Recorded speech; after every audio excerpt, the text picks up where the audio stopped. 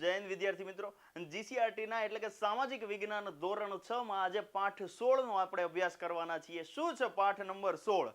પાઠ નંબર 16 આપણને સ્થાનિક સ્વરાજ્યની સંસ્થાઓ વિશે પરિચય આપે છે. આ શબ્દ છે સ્થાનિક સ્વરાજ્ય. સ્થાનિક સ્વરાજ્ય એટલે શું? તો સ્થાનિક સ્વરાજ્ય એટલે આપણી સાથે સીધી જોડાયેલી હોય એવી સંસ્થાઓ.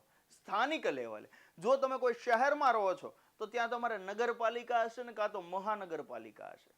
જો તમે કોઈ ગામડામાં રહો છો તો ગ્રામ પંચાયત હશે. જો કોઈ તાલુકાવાળા વિસ્તારમાં રહો છો તો તાલુકા પંચાયત હશે ને કાં તો જિલ્લા પંચાયત હશે. કે જે જગ્યાએ આપણે નિવાસ કરીએ છીએ ત્યાંની સીધી લોકલ ગવર્મેન્ટ, એને આપણે શું કહીએ છીએ? સ્થાનિક ગવર્મેન્ટ અથવા તો સ્થાનિક સ્વરાજ્યની સંસ્થાઓ. એના વિશે આપણે અતથી લઈને ઇતિ સુધી એટલે કે પરીક્ષામાં આવનાર તમામ ડેટા છે એ કવર કરવાના છીએ. ચોપડીમાં આપ્યું છે એ તો ખરું જ, એની સિવાય મને જે જરૂર લાગે છે એ ડેટા પણ તમને પ્લસ આપવાનો છે.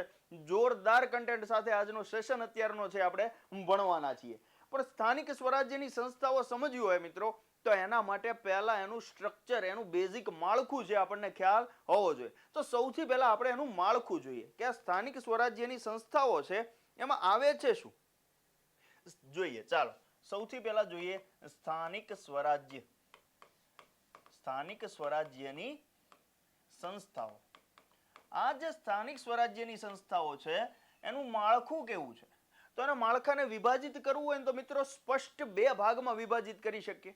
સ્પષ્ટ બે ભાગમાં વિભાજિત કરવું હોય તો કરી શકીએ. અને એ બે ભાગ એટલે કયા? તો કે એક તો ભાઈ ગ્રામીણ સ્તરે હોય એ એક કેવું હશે કે જે ગ્રામીણ સ્તરે છે. કયા સ્તરે છે? ગ્રામીણ સ્તરે. જ્યારે બીજું હશે એ કેવું હશે? તો કે ભાઈ શહેરી સ્તરે. કેવું? શહેરી સ્તરે. શહેરી સ્તર ઉપર આવેલી જે સ્થાનિક સ્વરાજ્યની સંસ્થાઓ છે. હવે આમાંય પાછા પેટા પ્રકાર પાડવા હોય તો પડે. કયા પેટા પ્રકાર પડશે? તો કે ભાઈ ગ્રામીણ સ્તરે કયું આવશે? ગ્રામીણ સ્તરે 3 આવે. સૌથી પહેલા એક આવે ગ્રામ પંચાયત. જો કોઈ ગામ છે તો ત્યાં આવશે ગ્રામ પંચાયત. જો કોઈ તાલુકો છે તો ત્યાં આવશે તાલુકા પંચાયત. તાલુકા પંચાયત. અને જો કોઈ જિલ્લો છે તો ત્યાં મિત્રો આવશે જિલ્લા પંચાયત. હવે એવી જ રીતે શહેરી સ્તરે જો એમની વહેંચણી કરવા જઈએ તો મુખ્ય બે ભાગ પાડી શકાય. અને એ બે મુખ્ય ભાગ છે એમાં એક છે નગરપાલિકા અને બીજું છે મહાનગરપાલિકા. આવી રીતે કંઈક છે એમનું સ્ટ્રક્ચર બને. આમાં આખું છે સ્થાનિક સ્વરાજ્યની સંસ્થાઓ સંપૂર્ણ આવી જાય. હવે આની ડિટેલ છે એની આજે આપણે ચર્ચા છે એ કરવાના છીએ. જો સ્થાનિક સ્વરાજ્ય વિશે છે બહુ બધા લોકોએ પોતપોતાના જે મંતવ્યો છે અલગ અલગ આપ્યા છે. એ મંતવ્યોમાંથી રેર કેસમાં પ્રશ્ન આવે છે, છતાં ગાંધીજી અને અમુક એવા વિચારકો છે કે જેના મંતવ્યો આપણને ખ્યાલ હોવા જોઈએ. જેમ કે ગ્રામ સભા વિશે કોણે શું કીધું છે, આ વ્યક્તિએ આના વિશે શું કીધું છે. તો એમ ગાંધીજી છે આખી આ જે સ્થાનિક સ્વરાજ્યની સંસ્થાઓ છે એના વિશે એમ કહે છે કે જો મારું ચાલે ને, આઝાદી વખતે એમણે કીધેલું કે જો મારું ચાલે તો આ સમગ્ર ભારત રાષ્ટ્ર છે ને એ બધાને ગામડાઓમાં સ્વતંત્ર વિભાજિત કરી દઉં. કે દરેકે દરેક ગામડું છે એક સ્વતંત્ર એકમ તરીકે વર્તે. દરેકે દરેકની ખુદની સરકાર હોય અને પોતાની મોજથી એ દેશ ચલાવી શકે. દરેકે દરેક ગામડું છે એને સ્વતંત્ર કરાવવાની જે મનમેક ધરાવતા હતા એવા હતા ગાંધીજી. તો વિચાર કરો કે એક ગામડું જો પાવરફુલ હોય તો શું થાય? જો ગામડું પાવરફુલ હશે તો એવા ગામડાઓનો સમૂહ એટલે કે તાલુકો પાવરફુલ થશે. એવા તાલુકાઓનો સમૂહ એટલે કે જિલ્લો પાવરફુલ થશે. જિલ્લાઓનો સમૂહ એટલે કે સ્ટેટ છે એ પાવરફુલ થશે. અને એવા બધા રાજ્યો છે એટલા પાવરફુલ હશે તો એના કારણે આખો દેશ છે એ પાવરફુલ થશે. એટલે એમ કહી શકાય કે કોઈ પણ રાષ્ટ્રની નીંવ છે અથવા તો એનો પાયો છે મજબૂત કરવો હોય તો સૌથી પહેલા છે ગામડાને મજબૂત કરવા પડે. અને ગામડું જો મજબૂત થશે તો સમગ્ર રાષ્ટ્રનો વિકાસ છે એ થશે. જેવી રીતે આપણા શરીરમાં પાયાનો એકમ કોષ હોય એવી રીતે રાષ્ટ્રનો પાયાનો એકમ જો આપણે જોવો હોય તો એ ગામડું કહી શકાય. કારણ કે ગામડાઓનો બનેલો જે સમૂહ છે એને લઈને જ આખો રાષ્ટ્ર છે એ બને છે, ભારત દેશ આપણો બને છે. એની આજે આપણે ચર્ચા સરસ મજાની કરવાના છીએ. જોઈએ ચોપડી આપણને શું કહે છે. પાઠ નંબર 16 સ્થાનિક સ્વરાજ્ય અથવા તો સ્થાનિક સરકારની વાત છે. જો મેં તમને માળખું જે કીધું અહીંયા આપ્યું છે, સ્થાનિક સરકાર, પંચાયતી રાજ. પહેલા આવશે ગ્રામીણ પ્રશાસન અને એક આવશે શહેરી પ્રશાસન. એમાં ગામ આવશે, તાલુકો આવશે અને જિલ્લા આવશે. નગરપાલિકા, મહાનગરપાલિકા જે શહેરી પ્રશાસન લેવલે રહેશે. આ રીતે કંઈક જોઈએ તો સેન્ટરમાં ગ્રામ પંચાયત આવે, તાલુકા પંચાયતની અંદર ગ્રામ પંચાયતનો સમાવેશ થાય, જ્યારે જિલ્લા પંચાયતની અંદર તાલુકા પંચાયત અને ગ્રામ પંચાયત છે બંનેને કવર કરે છે અથવા એનાથી ઉપર છે એવું કહી શકાય. પંચાયતી રાજ. પંચાયતી રાજ આ શબ્દ છે ને સાંભળીએ ને એટલે એક વ્યક્તિ આપણને યાદ આવવા જોઈએ. એ વ્યક્તિ એટલે કોણ? જવાહરલાલ નહેરુ. કોણ છે? જવાહરલાલ નહેરુ. જવાહરલાલ નહેરુ. કેમ નહેરુજી યાદ આવવા જોઈએ? તો કે ભાઈ ગ્રામ પંચાયત શબ્દ છે એ ગ્રામ પંચાયતમાં જો કોઈ પંચાયતી રાજ એવો શબ્દ આપ્યો હોય અથવા તો પંચાયતી રાજને પ્રચલિત બનાવ્યો હોય એવો શબ્દ જે પ્રચલિત બનાવનાર કોઈ વ્યક્તિ હોય તો એ કોણ હતા? જવાહરલાલ નહેરુ હતા, કે જેણે આ પંચાયતી રાજ શબ્દ છે એને પ્રચલિત બનાવેલો. હવે એનું માળખું જે અહીંયા છે એ સેમ વસ્તુ છે અહીંયા લખી છે. ગ્રામ કક્ષાએ ગ્રામ પંચાયત, તાલુકા કક્ષાએ તાલુકા પંચાયત ને જિલ્લા કક્ષાએ જિલ્લા પંચાયત. સ્થાનિક કક્ષાએ લોકો મત આપીને, જો પકડજો, મત આપીને, ધેટ મીન્સ કે અહીંયા લોકશાહીના મૂલ્યોની વાત થાય છે, ચૂંટણીની વાત થાય છે. મત આપીને પોતાના પ્રતિનિધિઓને ચૂંટે છે અને એમના દ્વારા જ વહીવટ થાય છે. તેને આપણે કહીએ છીએ સ્થાનિક સ્વરાજ્ય. સ્થાનિક લેવલે ખુદ મત આપીને ખુદ પોતાની સરકાર બનાવે એને આપણે કહીએ છીએ સ્થાનિક સ્વરાજ્યની સંસ્થા. અને આ સંસ્થાઓને સ્થાનિક સ્વરાજ્યની સંસ્થા કહે છે. ગ્રામ પંચાયત, તાલુકા પંચાયત, જિલ્લા પંચાયત અને ગ્રામીણ સ્થાનિક સ્વરાજ્યની સરકાર કહેવાય. નગરપાલિકા, મહાનગરપાલિકા ક્યાંની છે? શહેરી સ્થાનિક. જો આ ત્રણેય જગ્યાએ સેમ વસ્તુ પણ અલગ અલગ પ્રકારે લખી છે. પહેલા છે આપણને ગ્રાફ આપ્યો છે, પછી છે વાક્ય સ્વરૂપે લખ્યું છે અને પછી ફકરા સ્વરૂપે સેમ વસ્તુ લખી છે અહીંયા ચિત્ર સ્વરૂપે. એટલે આ બધી બાબત છે કોમન એકની. ઓકે, તો ગ્રામ પંચાયત ભણીએ ને મિત્રો, એના પહેલા ગ્રામ પંચાયતની હિસ્ટ્રી એટલે કે ગ્રામ પંચાયતનો ઇતિહાસ આપણને ખ્યાલ હોવો જોઈએ. ગ્રામ પંચાયતનો એટલે કે ખાસ કરીને પંચાયતી રાજનો ઇતિહાસ ખ્યાલ હોવો જોઈએ. ભલે ડીપમાં ના ખ્યાલ હોય પણ જે મુખ્ય મુદ્દાઓ છે એનો આઈડિયા આપણને હોવો જોઈએ. તો એક પછી એક બાબત છે ને આપણે જોતા જઈએ કે પંચાયતી રાજ છે એ ભારતમાં પહેલા હતું કે નહોતું? આ પંચાયતી રાજ જે છે એ પંચાયતી રાજ એનો ઉદ્ભવ ક્યાંથી થાય છે? અંગ્રેજો લઈ આવ્યા, મુઘલો લાવ્યા, સલ્તનત કાળમાં આવ્યો કે એ પહેલાથી હતું? તો એવું કહેવાય છે મિત્રો કે પંચાયતી રાજ છે ને ભારતીય ઇતિહાસ, સભ્યતા છે, ભારતીય સંસ્કૃતિ છે એના જનીનમાં છે. પંચાયતી રાજ છે આપણે નવું નથી લાવ્યા, પહેલી વખત નથી લાવ્યા, વર્ષોથી પહેલા ચાલતું હતું. ક્યાંક ને ક્યાંક એને અલગ નામથી સંબોધતા હશે, અલગ સ્વરૂપે સંબોધતા હશે, પણ પંચાયતી રાજ, ચૂંટણી, લોકશાહીના મૂલ્યો આપણી સંસ્કૃતિ, સભ્યતા અને વારસામાં સંકળાયેલા છે, પહેલાથી ગૂંથાયેલા છે. આ પંચાયતી રાજ શબ્દ છે એમાં એક પહેલો જ શબ્દ આવે પંચાયત. આ પંચાયત એટલે શું? તને કહી શકાય કે પંચ વત્તા આયત. પંચ એટલે પાંચ, આયત એટલે નિવાસ. એટલે કે ટૂંકમાં કહી શકાય કે જે જગ્યાએ, જે ગામમાં 5 ડાહ્યા માણસનો સમૂહ રહેતો હોય, 5 ડાહ્યા માણસનો જે સમૂહ છે રહેતો હોય એને આપણે કહીએ છીએ પંચાયત. મુખી કહેતા પહેલા પંચાયતમાં સરપંચ હોય એને શું કહેતા? મુખી કહેતા. જે ગામનું એમ કહી શકાય કે નામ સંભાળનાર વ્યક્તિ છે મુખી કહેવાતા. 5 ડાહ્યા માણસનો સમૂહ તમે ચિત્રમાં જોયું, વડલા નીચે સરસ મજાના બેઠા હોય, આગળ ગ્રામના લોકો, ગ્રામજનો બેઠા હોય અને એ પોતાનો ચુકાદો આપતા હોય, ચર્ચા વિચારણા થતી હોય. તો એ પ્રકારે છે પંચાયત એટલે 5 ડાહ્યા માણસનો સમૂહ જે છે એને પંચાયત તરીકે આપણે ઓળખીએ છીએ. પણ ભારતીય ઇતિહાસમાં જો પાછળ જઈએ તો આપણે જાણીએ છીએ આપણો પ્રાચીન વેદ એટલે ઋગ્વેદ. અને આ પ્રાચીન વેદમાં, ઋગ્વેદમાં 2 શબ્દો આપ્યા છે. 2 એવા શબ્દો આપ્યા છે. એક આપ્યો છે સભા અને એક આપ્યો છે સમિતિ. સભા અને સમિતિ. અને આ 2 શબ્દો છે મિત્રો, એના ઉપરથી આપણને ખ્યાલ આવે કે એમાં પણ ક્યાંક ને ક્યાંક પંચાયતનો કોન્સેપ્ટ જોવા મળતો, કે જ્યાં ચર્ચા વિચારણા થતી, જ્યાં ચૂંટણી થતી, જ્યાં નિમણૂકો થતી, એ આ સભા અને સમિતિ. એવું કહેવાય છે કે આ સભા છે અત્યારની લોકસભા જેવી હતી, જ્યારે સમિતિ છે એ અત્યારની રાજ્યસભા જેવી હતી. એટલે કે ત્યારે એ સમયે સ્થાનિક લેવલે છે, એમ કહી શકાય કે ગામડા લેવલે નાના નાના એકમોમાં પણ ચૂંટણીનું તત્વ હતું. એ સમયે સ્થાનિક સરકાર બનાવવાની પરંપરાઓ પણ ત્યારે જોવા મળતી. ત્યારથી આગળના સમયમાં જઈએ તો આગળ આપણને ખ્યાલ છે, એક નામ તમે ખૂબ સાંભળેલું હોય, ચાણક્ય, જેને કહીએ છીએ ચાણક્ય, અથવા તો એને કહીએ છીએ વિષ્ણુગુપ્ત. આ જે વિષ્ણુગુપ્ત છે, આ વિષ્ણુગુપ્ત દ્વારા, વિષ્ણુગુપ્ત એટલે તમે જાણો છો આ મૌર્ય કાળ દરમિયાનની વાત કરીએ છીએ આપણે, મૌર્ય યુગ દરમિયાન ચંદ્રગુપ્ત મૌર્યને જેણે એમ કહી શકાય કે રાજા બનાવવામાં જેનું તત્વ રહેલું છે, સત્વ રહેલું છે, એવો વ્યક્તિ એટલે ચાણક્ય. એ ચાણક્ય એ પોતાના ગ્રંથ અર્થશાસ્ત્રમાં એમણે પોતાનો એક ગ્રંથ છે અર્થશાસ્ત્ર, અને આ અર્થશાસ્ત્ર ગ્રંથ છે એમાં પણ ક્યાંક ને ક્યાંક પંચાયત છે એનો ઉલ્લેખ કરેલો છે કે ભાઈ પંચાયત નામની સ્થાનિક સ્વરાજ્યની સંસ્થાઓ છે એ પણ એમના શાસનકાળ દરમિયાન છે આવેલી હતી. સમય જતા આગળ જતા ભારતમાં છે એ મુઘલ અને સલ્તનત કાળ દરમિયાન એમ કહી શકાય કે સ્થાનિક સ્વરાજ્યની સંસ્થાઓ છે એકદમ નબળી પડેલી, અને ત્યાર પછી આવે છે અંગ્રેજો. અંગ્રેજોએ પાછા પોતાની રીતે સુધારા કર્યા. સૌથી પહેલા કલકત્તામાં છે સ્થાનિક સ્વરાજ્યનો પ્રયાસ કરવામાં આવ્યો, બંગાળમાં એ પ્રયાસ થયો, ત્યાર પછી મદ્રાસ અને મુંબઈમાં પણ એ પ્રયાસો થયા. ત્યાર પછી આગળ જતા રીપનનું નામ તમે સાંભળ્યું હશે, કારણ કે આ રીપન જે છે એને આપણે સ્થાનિક સ્વરાજ્યના પિતા કહીએ છીએ, સ્થાનિક સ્વરાજ્યના પિતા તરીકે ઓળખીએ છીએ. આ ભાઈશ્રી જે છે, જે લોર્ડ રીપન તરીકે જેને ઓળખીએ છીએ, એણે વર્ષ 1882માં, ક્યારે મિત્રો? વર્ષ 1882માં પહેલી વખત સ્થાનિક સ્વરાજ્ય માટે કેટલાક નિયમો ઘડ્યા.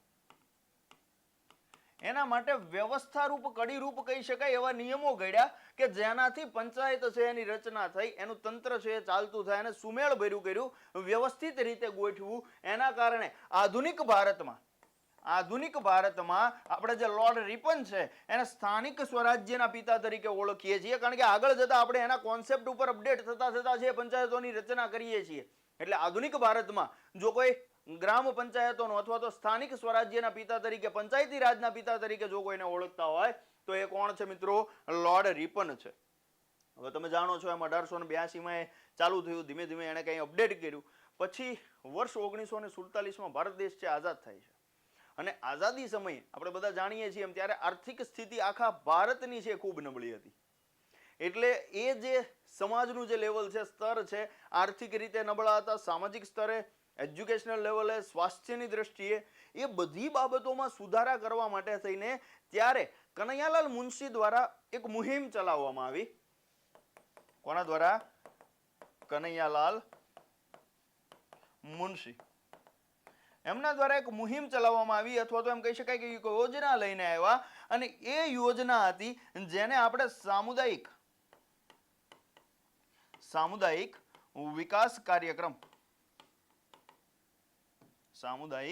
વિકાસ કાર્યક્રમ તરીકે ઓળખીએ છીએ. આ સામુદાયિક વિકાસ કાર્યક્રમ છે એની શરૂઆત કરેલી 1952માં. 1952 થી છે સામુદાયિક વિકાસ કાર્યક્રમોની શરૂઆત થાય છે. હવે સામુદાયિક વિકાસ કાર્યક્રમ શું છે? તો કે ભાઈ ભારતીય સમાજમાં એકદમ નીચલા લેવલથી લઈને જ્યાં સુધી જરૂરિયાત છે ત્યાં સુધીના બધા લોકોને સૌથી પહેલા તો રહેઠાણ પૂરું પાડવામાં આવે. રહેઠાણ પૂરું પાડ્યા પછી એમની સ્વાસ્થ્યની બાબતો જોવામાં આવે, જરૂર જણાય છે ત્યાં ખોરાક માટેની બાબતો પણ જોવામાં આવે, એમને રોજગાર પૂરો પાડવામાં આવે, એમની સ્વચ્છતાની બાબતો જોવામાં આવે.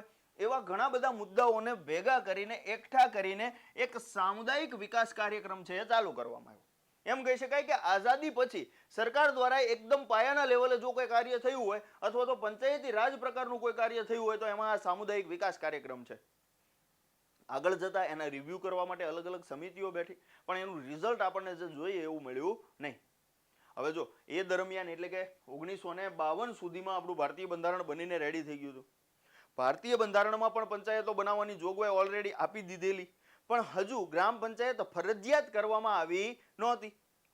ભારતીય બંધારણમાં ગ્રામ પંચાયતનો ઉલ્લેખ હતો, અનુચ્છેદમાં ઓલરેડી ગ્રામ પંચાયત છે એને એડ કરી દીધી હતી. તો ગ્રામ પંચાયત છે એને ફરજિયાત નથી કરી, કારણ કે ગ્રામ પંચાયતનું માળખું છે એ ફિક્સ નહોતું, એટલે કે એને બંધારણીય દરજ્જો હજુ મળ્યો નહોતો. એટલે બધા રાજ્યોએ પોતપોતાની મોજ પ્રમાણે છે ગ્રામ પંચાયતો ચાલુ કરતા, જેવું સ્ટ્રક્ચર મજા આવે એ રીતે સ્ટ્રક્ચર રાખીને કામ કરતા. તો એમાં સૌથી પહેલા જો કોઈ ગ્રામ પંચાયત છે એની સ્થાપના કરી હોય અથવા શરૂઆત કરી હોય તો એ રાજસ્થાનથી થયેલી. રાજસ્થાન, અને રાજસ્થાનના એ નાગૌર જિલ્લાના બગદરી ગામથી. ક્યાંથી મિત્રો?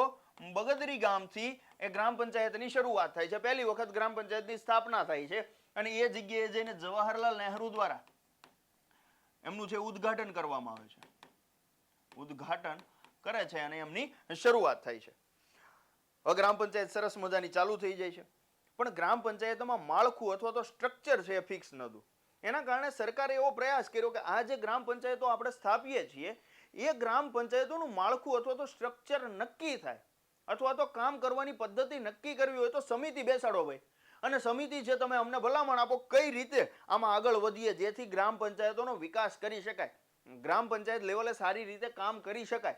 તો એના માટે અલગ અલગ સમિતિઓ બેઠી, અને એ સમિતિઓમાં મુખ્ય જે સમિતિઓ છે હું તમને અત્યારે સમજાવવાનો છું કઈ સમિતિ એ છે શું કરેલું. તો આપણે જોઈ લઈએ સમિતિઓ. આ જે સમિતિઓ છે એમાં સૌથી પહેલી અગત્યની જો કોઈ સમિતિ આવી હોય તો આપણે જાણીએ છીએ કે બળવંતરાય મહેતા. આ બળવંતરાય મહેતા સમિતિ છે, બળવંતરાય મહેતા સમિતિ. બળવંતરાય મહેતા સમિતિ છે એ વર્ષ 1957 માં આવે છે, અને એ પોતાની જે ભલામણો છે એમાં ભલામણ આપતા કહે છે કે ગ્રામ પંચાયતનું માળખું સૌથી પહેલા તો ત્રિસ્તરીય હોવું જોઈએ. ત્રિસ્તરીય હોવું જોઈએ એટલે કે 3 સ્તર, ગ્રામ પંચાયત, તાલુકા પંચાયત અને જિલ્લા પંચાયત. એમાં તાલુકા પંચાયતની જગ્યાએ એને નામ આપેલું બ્લોક પંચાયત. ઓકે, ટૂંકમાં એમણે ત્રિસ્તરીય ગ્રામ પંચાયતો છે બનાવવાનો ભલામણ છે એ કરે છે. ત્યાર પછી જો કે એ સમયે ભલામણ આમ ગણીએ તો મોટા ભાગની એણે ઘણી બધી આપેલી, એમાંથી મોટા ભાગની જે સ્વીકારી લેવામાં આવેલી. ત્યાર પછી બીજી એક સમિતિ આવે છે અને એ સમિતિ છે અશોક મહેતા સમિતિ. અશોક મહેતા સમિતિ. અને આ અશોક મહેતા સમિતિ છે એ સરકારને ભલામણ આપતા કહે છે 1977 માં કે ભાઈ આપણે જે દ્વિસ્તરીય બનાવો, દ્વિસ્તરીય, ત્રિસ્તરીયની જરૂર છે નહીં. પણ અશોક મહેતા સમિતિનો ભલે આ દ્વિસ્તરીય વાળી વાત છે સ્વીકારવામાં ના આવી, પણ એને આપેલી એ મુસદ્દા અંતર્ગતની બીજી ઘણી બધી જોગવાઈઓ એક્સેપ્ટ કરીને અત્યારની આપણી ગ્રામ પંચાયતમાં છે અમલમાં પણ રહેલી છે. પણ આપણા માટે ઇનફ છે ખાલી એટલું નામ યાદ રાખો, વર્ષ યાદ રહે તો ઠીક છે, ના યાદ રહે તો ક્રમમાં યાદ રાખો કે પહેલા કઈ આવેલી, પછી કઈ આવેલી, પછી કઈ આવેલી. અને એમણે છે કેટલા સ્તરની ગ્રામ પંચાયત બનાવવાની જોગવાઈ કરેલી, એમણે છે દ્વિસ્તરીયની ભલામણ કરી. ત્યાર પછી છે આગળ જતા એક સમિતિ આવે છે, એ સમિતિ છે GVK રાવ, GVK રાવ સમિતિ. જો એવું જરૂરી નથી કે બધાને મજા જ આવે ગ્રામ પંચાયત બનાવવામાં. ઘણી સમિતિઓ એવી હશે ને એમ કે છે કે આ ધંધીનો ન કરાય, આની ક્યાં જરૂર છે. તો GVK રાવ સમિતિ એવી હતી. GVK રાવ સમિતિ એમ કીધું કે ગ્રામ પંચાયતનો કોન્સેપ્ટ છે ને એ જ એવો છે કે જેના મૂળિયા વગરનું ઘાસ ના હોય. શું કીધું કે મૂળિયા વગરના ઘાસ જેવો આ કોન્સેપ્ટ છે, આ ચાલશે નહીં. તો એક્ઝામમાં આપણને પ્રશ્ન પૂછાય કે કઈ સમિતિએ પંચાયતી રાજને મૂળિયા વગરના ઘાસ સાથે સરખાવેલી? યાદ રાખવાનું, GVK રાવ સમિતિ 1985 માં આવેલી કે જેને શું કીધું કે મૂળિયા વગરનું ઘાસ, મૂળિયા વગરના ઘાસ સાથે એમણે સરખામણી કરી. આપણને ખ્યાલ છે કે મૂળિયા વગરનું ઘાસ ક્યારે ટકી શકે નહીં, મૂળિયા વગર ઘાસ હોય જ નહીં ને, અથવા તો ટકી જ ન શકે. તો એમની સાથે છે એમણે સરખામણી કરેલી. ત્યાર પછી ચોથી અને ખૂબ અગત્યની કહી શકાય એવી સમિતિ એક આવેલી એટલે LM સિંઘવી સમિતિ. LM સિંઘવી. આ LM સિંઘવી સમિતિ છે, કદાચ આપણને LM ના આપ્યું હોય ને ત્યાં આપ્યું હોય લક્ષ્મીમલ. શું આપ્યું હોય? લક્ષ્મીમલ સિંઘવી સમિતિ. તો એ નામ પણ છે સાચું છે, અથવા આ જ સમિતિનું નામ છે જે આવે છે અને જોગવાઈ કરે છે કે ભાઈ આ સંસ્થાઓને બંધારણીય દરજ્જો મળવો જોઈએ. કેવો દરજ્જો? બંધારણીય દરજ્જો મળવો જોઈએ. આ બંધારણીય દરજ્જો શું છે? તો કે ભાઈ ગ્રામ પંચાયતનું માળખું સ્ટ્રક્ચર છે ફિક્સ કરવામાં આવે, નક્કી કરવામાં આવે, અને બધા સ્ટેટે ફરજિયાત ફોલો કરવાનું રહે, રાઈટ? તો એ જોગવાઈ અથવા તો સૌથી વધુ ભાર આપ્યો હોય કોઈ બંધારણીય સંસ્થા બનાવવા માટેનો અથવા ગ્રામ પંચાયતોને બંધારણીય દરજ્જો આપવા માટેની જો કોઈ જોગવાઈ છે એમાં વધારે સારું ફોકસ કર્યું હોય તો એ સંસ્થા હતી LM સિંઘવી સમિતિ. અને આ સમિતિઓ આવી રીતે આવીને એમાં સમય જતા છે બધી સરકારોએ પ્રયાસ કર્યો પોતપોતાની રીતે કે ગ્રામ પંચાયતો છે અને બંધારણીય દરજ્જો મળે. પણ સમય જતા છેક નરસિંહ રાવ ગવર્મેન્ટ આવે છે, રાજીવ ગાંધી ગવર્મેન્ટ વખતે પણ એ ખરડાઓ પાસ ના થઈ શક્યા, PV નરસિંહ રાવમાં ના થયા. પછી છેલ્લે નરસિંહ રાવ ગવર્મેન્ટ દ્વારા છે એને ખરડા છે એને પાસ કરવામાં આવે છે, અને પંચાયતી રાજ જે છે, પંચાયતી રાજ એને બંધારણીય દરજ્જો મળે છે. કેવો દરજ્જો મળે છે મિત્રો? બંધારણીય દરજ્જો. આવા બંધારણીય દરજ્જો મળશે તો એનાથી શું ફરક પડશે? તો કે ભાઈ બંધારણીય દરજ્જો મળશે તો એનાથી ફિક્સ થશે કે સૌથી પહેલા તો ગ્રામ પંચાયતો બનાવવી ફરજિયાત છે. પછી તાલુકા, જિલ્લા અને ગ્રામ લેવલે ત્રણેય જગ્યાએ ગ્રામ પંચાયતો બનાવવી ફિક્સ છે. એ ક્યારે નક્કી થશે? તો કે ભાઈ બંધારણે આદેશ આપેલો હશે, તો બંધારણમાં એમને બંધારણીય સ્થિતિ આપવામાં આવી હશે, તો બંધારણની દ્રષ્ટિએ એને દરજ્જો મળ્યા પછીથી અલગ અલગ જગ્યાએ ગ્રામ પંચાયતો છે એમની સ્થાપના થવાની શરૂઆત થાય છે. તો આપણને એક્ઝામમાં પૂછાય કે કયા બંધારણીય સુધારા દ્વારા ગ્રામ પંચાયતો છે એને બંધારણીય દરજ્જો મળ્યો? તો મિત્રો ખાસ યાદ રાખો કે 73મો બંધારણીય સુધારો. કેટલામો? 73મો બંધારણીય સુધારા દ્વારા વર્ષ 1992માં આ પંચાયતો છે એને બંધારણીય દરજ્જો મળે છે. અને એ અંતર્ગત છે ભાગ 9માં ગ્રામ પંચાયતો છે એના અંતર્ગત જે રિલેટેડ આર્ટિકલ્સ છે એ એડ કરવામાં આવે છે અને એમનું આખું સ્ટ્રક્ચર, બેઝિક સ્ટ્રક્ચર, માળખું એટલે કે અનુચ્છેદ નંબર 243 થી 243 ઓ સુધીના અનુચ્છેદ છે એડ કરવામાં આવે છે. આ સાથે સાથે એક અનુસૂચિ કે જેને આપણે પરિશિષ્ટ તરીકે પણ ઓળખીએ છીએ, એ પરિશિષ્ટ ઉમેરવામાં આવે છે. પરિશિષ્ટ નંબર 11માં પરિશિષ્ટમાં પણ ગ્રામ પંચાયતો છે અથવા તો પંચાયતી રાજ છે એમની દરજ્જાની, એમની જે જોગવાઈઓ છે, એમની વાતો છે, ક્યાં આપી છે? પરિશિષ્ટ નંબર 11માં આપી છે. અને આ રીતે કંઈક છે બંધારણમાં પંચાયતી રાજ છે એ સ્થાન પામે છે. અને આ આખું કહી શકાય કે બેઝિક એવી હિસ્ટ્રી છે કે જ્યાંથી આપણને પ્રશ્નો પૂછાઈ શકે, આપણા માટે પ્રશ્નો બની શકે. અને ત્યાર પછી આપણે ગ્રામ પંચાયત ઉપર જઈએ તો આપણને બેઝિક આઈડિયા રહે કે ભારત દેશમાં કઈ રીતે ગ્રામ પંચાયતો છે એ આવી છે. ચાલો તો જોઈએ આગળ શું છે. ભારતમાં પંચાયતી રાજની શરૂઆત છે એ રાજસ્થાનના નાગોર જિલ્લાના બગતરા ગામથી 2 ઓક્ટોબર, જો તારીખ ખાસ યાદ રાખજો, 2 ઓક્ટોબર, કારણ કે પહેલી પંચાયત છે એની શરૂઆત થઈ. બીજી વસ્તુ, આ તારીખ છે મહત્વના વ્યક્તિ એટલે કે ગાંધીજી સાથે જોડાયેલી છે. કોની સાથે? ગાંધીજી સાથે. વર્ષ 1959 થી થઈ. ગુજરાતમાં યાદ રાખવાનું છે 1 એપ્રિલ 1963 થી. ક્યારથી? 1 એપ્રિલ 1963 થી ગ્રામ પંચાયતની શરૂઆત અથવા તો કહી શકાય કે પંચાયતી રાજનો અમલ છે એ શરૂઆત થાય છે. જો એ સરસ મજાનું ચિત્ર આપ્યું છે. પાયામાં જ કોણ છે? ગ્રામ પંચાયત છે. પછી તાલુકા પંચાયત, જિલ્લા પંચાયત, એની ઉપર રાજ્ય સરકાર અને એની ઉપર કેન્દ્ર સરકાર, એટલે કે ગ્રામ પંચાયત એક પાયો છે કે જેની ઉપર અલગ અલગ સરકારો છે એ ટકેલી છે. ચાલો જોતા જઈએ. ચિત્ર 16:2માં તમે જોઈ શકો છો કે ગ્રામ પંચાયતના પાયા ઉપર આપણી બધી જ સરકારો ટકેલી છે. ગ્રામ પંચાયતથી ઉપર તાલુકા, એના ઉપર છે જિલ્લા પંચાયત, એની ઉપર રાજ્ય સરકાર જે વહીવટ સંભાળે છે, અને ગુજરાત રાજ્યનો વહીવટ ગુજરાત સરકાર સંભાળે છે, દેશનો વહીવટ કેન્દ્ર સરકાર ચલાવે છે. આમ બધાના મૂળમાં તો ગ્રામ પંચાયત જ છે. અને પંચાયતી રાજમાં સૌથી મહત્વનું કોઈ એકમ હોય તો એ કયું છે? ગ્રામ પંચાયત છે. અને આપણે હવે શરૂઆત કરવાની છે ગ્રામ પંચાયતથી જ કરવાની છે પંચાયતી રાજમાં, કે શું શું હોય છે. જો સૌથી પહેલા છે ગ્રામ પંચાયત. ગ્રામ પંચાયત સમજીએ ને મિત્રો, એના પહેલા આ ભાગ જે છે, હમણાં મેં તમને કીધું ને બંધારણના ભાગ 11માં અનુચ્છેદ 243 થી 243 ઓ સુધીમાં ગ્રામ પંચાયતની અલગ અલગ જોગવાઈઓ આપી છે. એ જોગવાઈ એક વખત સરસ રીતે સમજી જઈએ, કામના જેટલા અનુચ્છેદો છે એ તમને સમજાઈ દઉં, અને એ સમજી જશું તો એના ઉપરથી પછી આપણને આગળ વધવામાં છે સરળતા રહેશે. કારણ કે આના પછીની આવે છે, જોજો, ગ્રામ પંચાયત પછી આવે છે વહીવટ એમનો, ગ્રામ સભા પછી આવશે. તો આ બધાના અનુચ્છેદ આપણને જો આઈડિયા હશે ને તો ભણવાની ખૂબ મજા આવશે. તો સૌથી પહેલા આપણે એના અનુચ્છેદો જોઈ લઈએ કે બંધારણમાં કઈ કઈ જગ્યાએ એનો કેવી રીતે ઉલ્લેખ છે. તો સૌથી પહેલા તો પંચાયતી રાજ કયા ભાગમાં આપી છે? ભાગ નંબર 9માં આપી છે. અનુચ્છેદ 243 થી 243 ઓ સુધીમાં એમનો ઉલ્લેખ આપેલો છે. આટલું આપણે બધા જ જાણીએ છીએ. હવે 243 સૌથી પહેલા જોઈએ અનુચ્છેદ નંબર 243. અનુચ્છેદ 243માં શું આપ્યું છે? તો કે ભાઈ અહીંયા વ્યાખ્યાઓ આપી છે. શું આપી છે? વ્યાખ્યા આપી છે કે ગ્રામ પંચાયત કેવી હોવી જોઈએ, કેવી રીતે એની રચના થાય, એની સંપૂર્ણ વ્યાખ્યા છે અનુચ્છેદ નંબર 243માં આપી છે. ત્યાર પછી આવે 243A. અનુચ્છેદ આવશે 243A કે જેમાં આપણને ગ્રામ સભાની વાત કરી છે. શેની વાત કરી છે? ગ્રામ સભાની.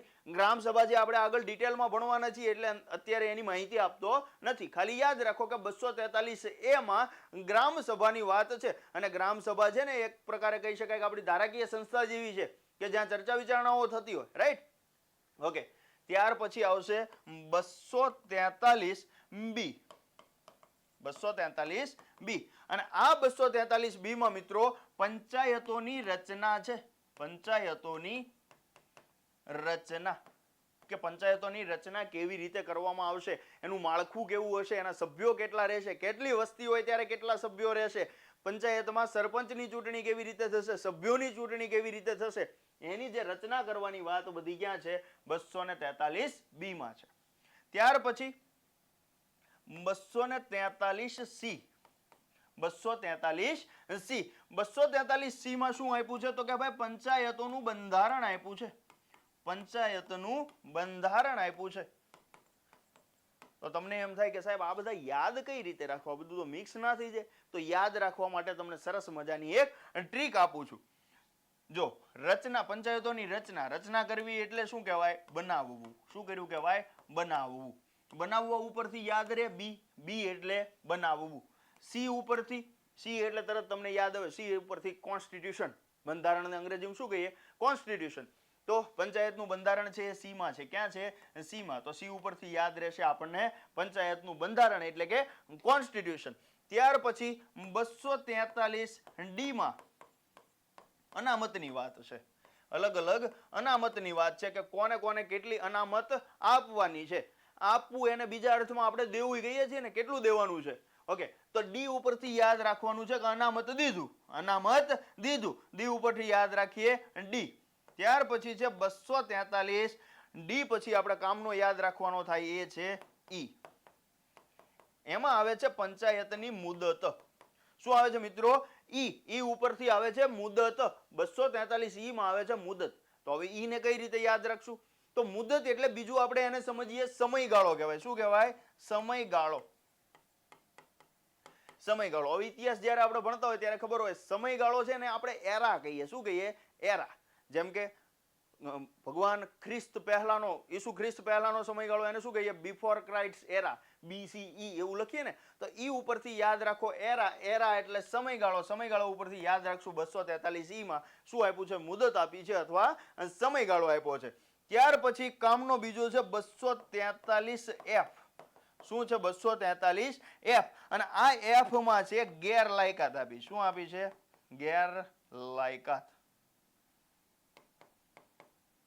ગેરલાયકાત છે ની ભાઈ, તો કે સભ્યોની અથવા તો સરપંચની એ કેવા કેવા કામ કરશે તો ગેરલાયક ગણાશે. એ ગેરલાયકાત ક્યાં આપી છે, 243 એફ માં આપી છે. તો આની સાથે યાદ રાખો ફેલ. ફેલ કરવું એટલે ગેરલાયક ગણાય ને, એફ ઉપરથી ફેલ એટલે ગેરલાયક. તો 243 એફ માં ગેરલાયક ઠરે એટલે એને ગેરલાયકાત તરીકે આપી છે. ત્યાર પછી 243 જી, 243 જી, અને જી ઉપરથી યાદ રાખો કે જવાબદારી. જવાબદારી અને સત્તાઓ, ગ્રામ પંચાયતની જવાબદારી સત્તાઓ ક્યાં આપી છે, 243 જી માં. 243 જી, જી ઉપરથી જવાબદારી અને સત્તાઓ, ગ્રામ પંચાયતની જવાબદારી અને ગ્રામ પંચાયતની સત્તાઓ આપી છે. ત્યાર પછી જોઈએ તો 243 એચ. એચ ઉપરથી યાદ રાખશું આપણે કઈ રીતે, હમણાં કહું તમને, કર નાખવાની સત્તા. એચ માં છે કર નાખવાની સત્તા. જો એચ ઉપરથી આપણને શું યાદ રહે, હપ્તો. હપ્તો બંધાવેલો, ઉઘરાણી કરવા આવે કે હાલો ભાઈ તમારો વેરો આનો એટલો છે, આનો એટલો વેરો છે, લાવો. તો એ લેવા આવે એટલે શું થાય, હપ્તો ઉઘરાવા આવે છે ને. એચ ઉપરથી યાદ રાખવાનું, પંચાયત આપણી પાસે શું લેવા આવે છે, હપ્તો લેવા આવે છે. શેનો, કરનો અથવા તો ટેક્સનો હપ્તો લેવામાં આવે છે. ઓકે, ત્યાર પછી આઈ આવશે 243 આઈ. શું આવે છે 243 આઈ માં, આઈ માં આવશે નાણાં પંચ. નાણાં પંચ, પંચાયતોનું નાણાં પંચ. તો આઈ ઉપરથી શું યાદ રાખી શકે, ઇન્કમ. આવક થાય ને, ઇન્કમ થાય, આવક થાય. આઈ ઉપરથી યાદ રાખવાનું છે નાણાં પંચ. આઈ માં છે નાણાં પંચ. ત્યાર પછી 243 જે બહુ કામનો નથી. ત્યાર પછી 243 કે.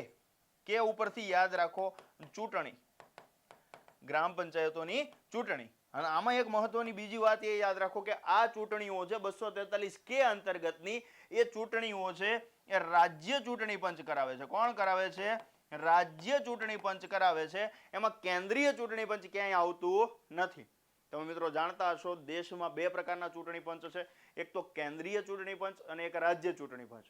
કેન્દ્રીય ચૂંટણી પંચ બધી ચૂંટણી કરાવે, પણ એક ખાલી ગ્રામીણ સ્તરની છે એ કરાવશે નહીં. એટલે કે ગ્રામીણ સ્તરની તાલુકાની, જિલ્લાની, ગ્રામ પંચાયતોની, નગરપાલિકા, મહાનગરપાલિકા, એ બધી ચૂંટણી કોણ કરાવશે? રાજ્ય ચૂંટણી પંચ કરાવશે. અને એ સિવાયની જેટલી ચૂંટણીઓ છે એ બધું કોણ કરાવશે? કેન્દ્રીય ચૂંટણી પંચ કરાવશે. તો આટલા અનુચ્છેદ છે મિત્રો, યાદ રહે. જો આપણને પંચાયત રિલેટેડ પૂછવા હશે ને તો કામના છે ને મોટા ભાગના આમ આવી ગયા. જો આમાંથી પ્રશ્ન પૂછાય, આપણને અહીંથી અનુચ્છેદ કોઈ પણ પંચાયતનો પૂછાય તો યાદ રહે કે ના રહે? એક વખત રિવિઝન કરી જઈએ. 243 માં શું છે? વ્યાખ્યા. એમાં ગ્રામ સભા. બી માં પંચાયતોની રચના. બનાવવા ઉપરથી યાદ રાખશું. બનાવવું એટલે પંચાયતોની રચના.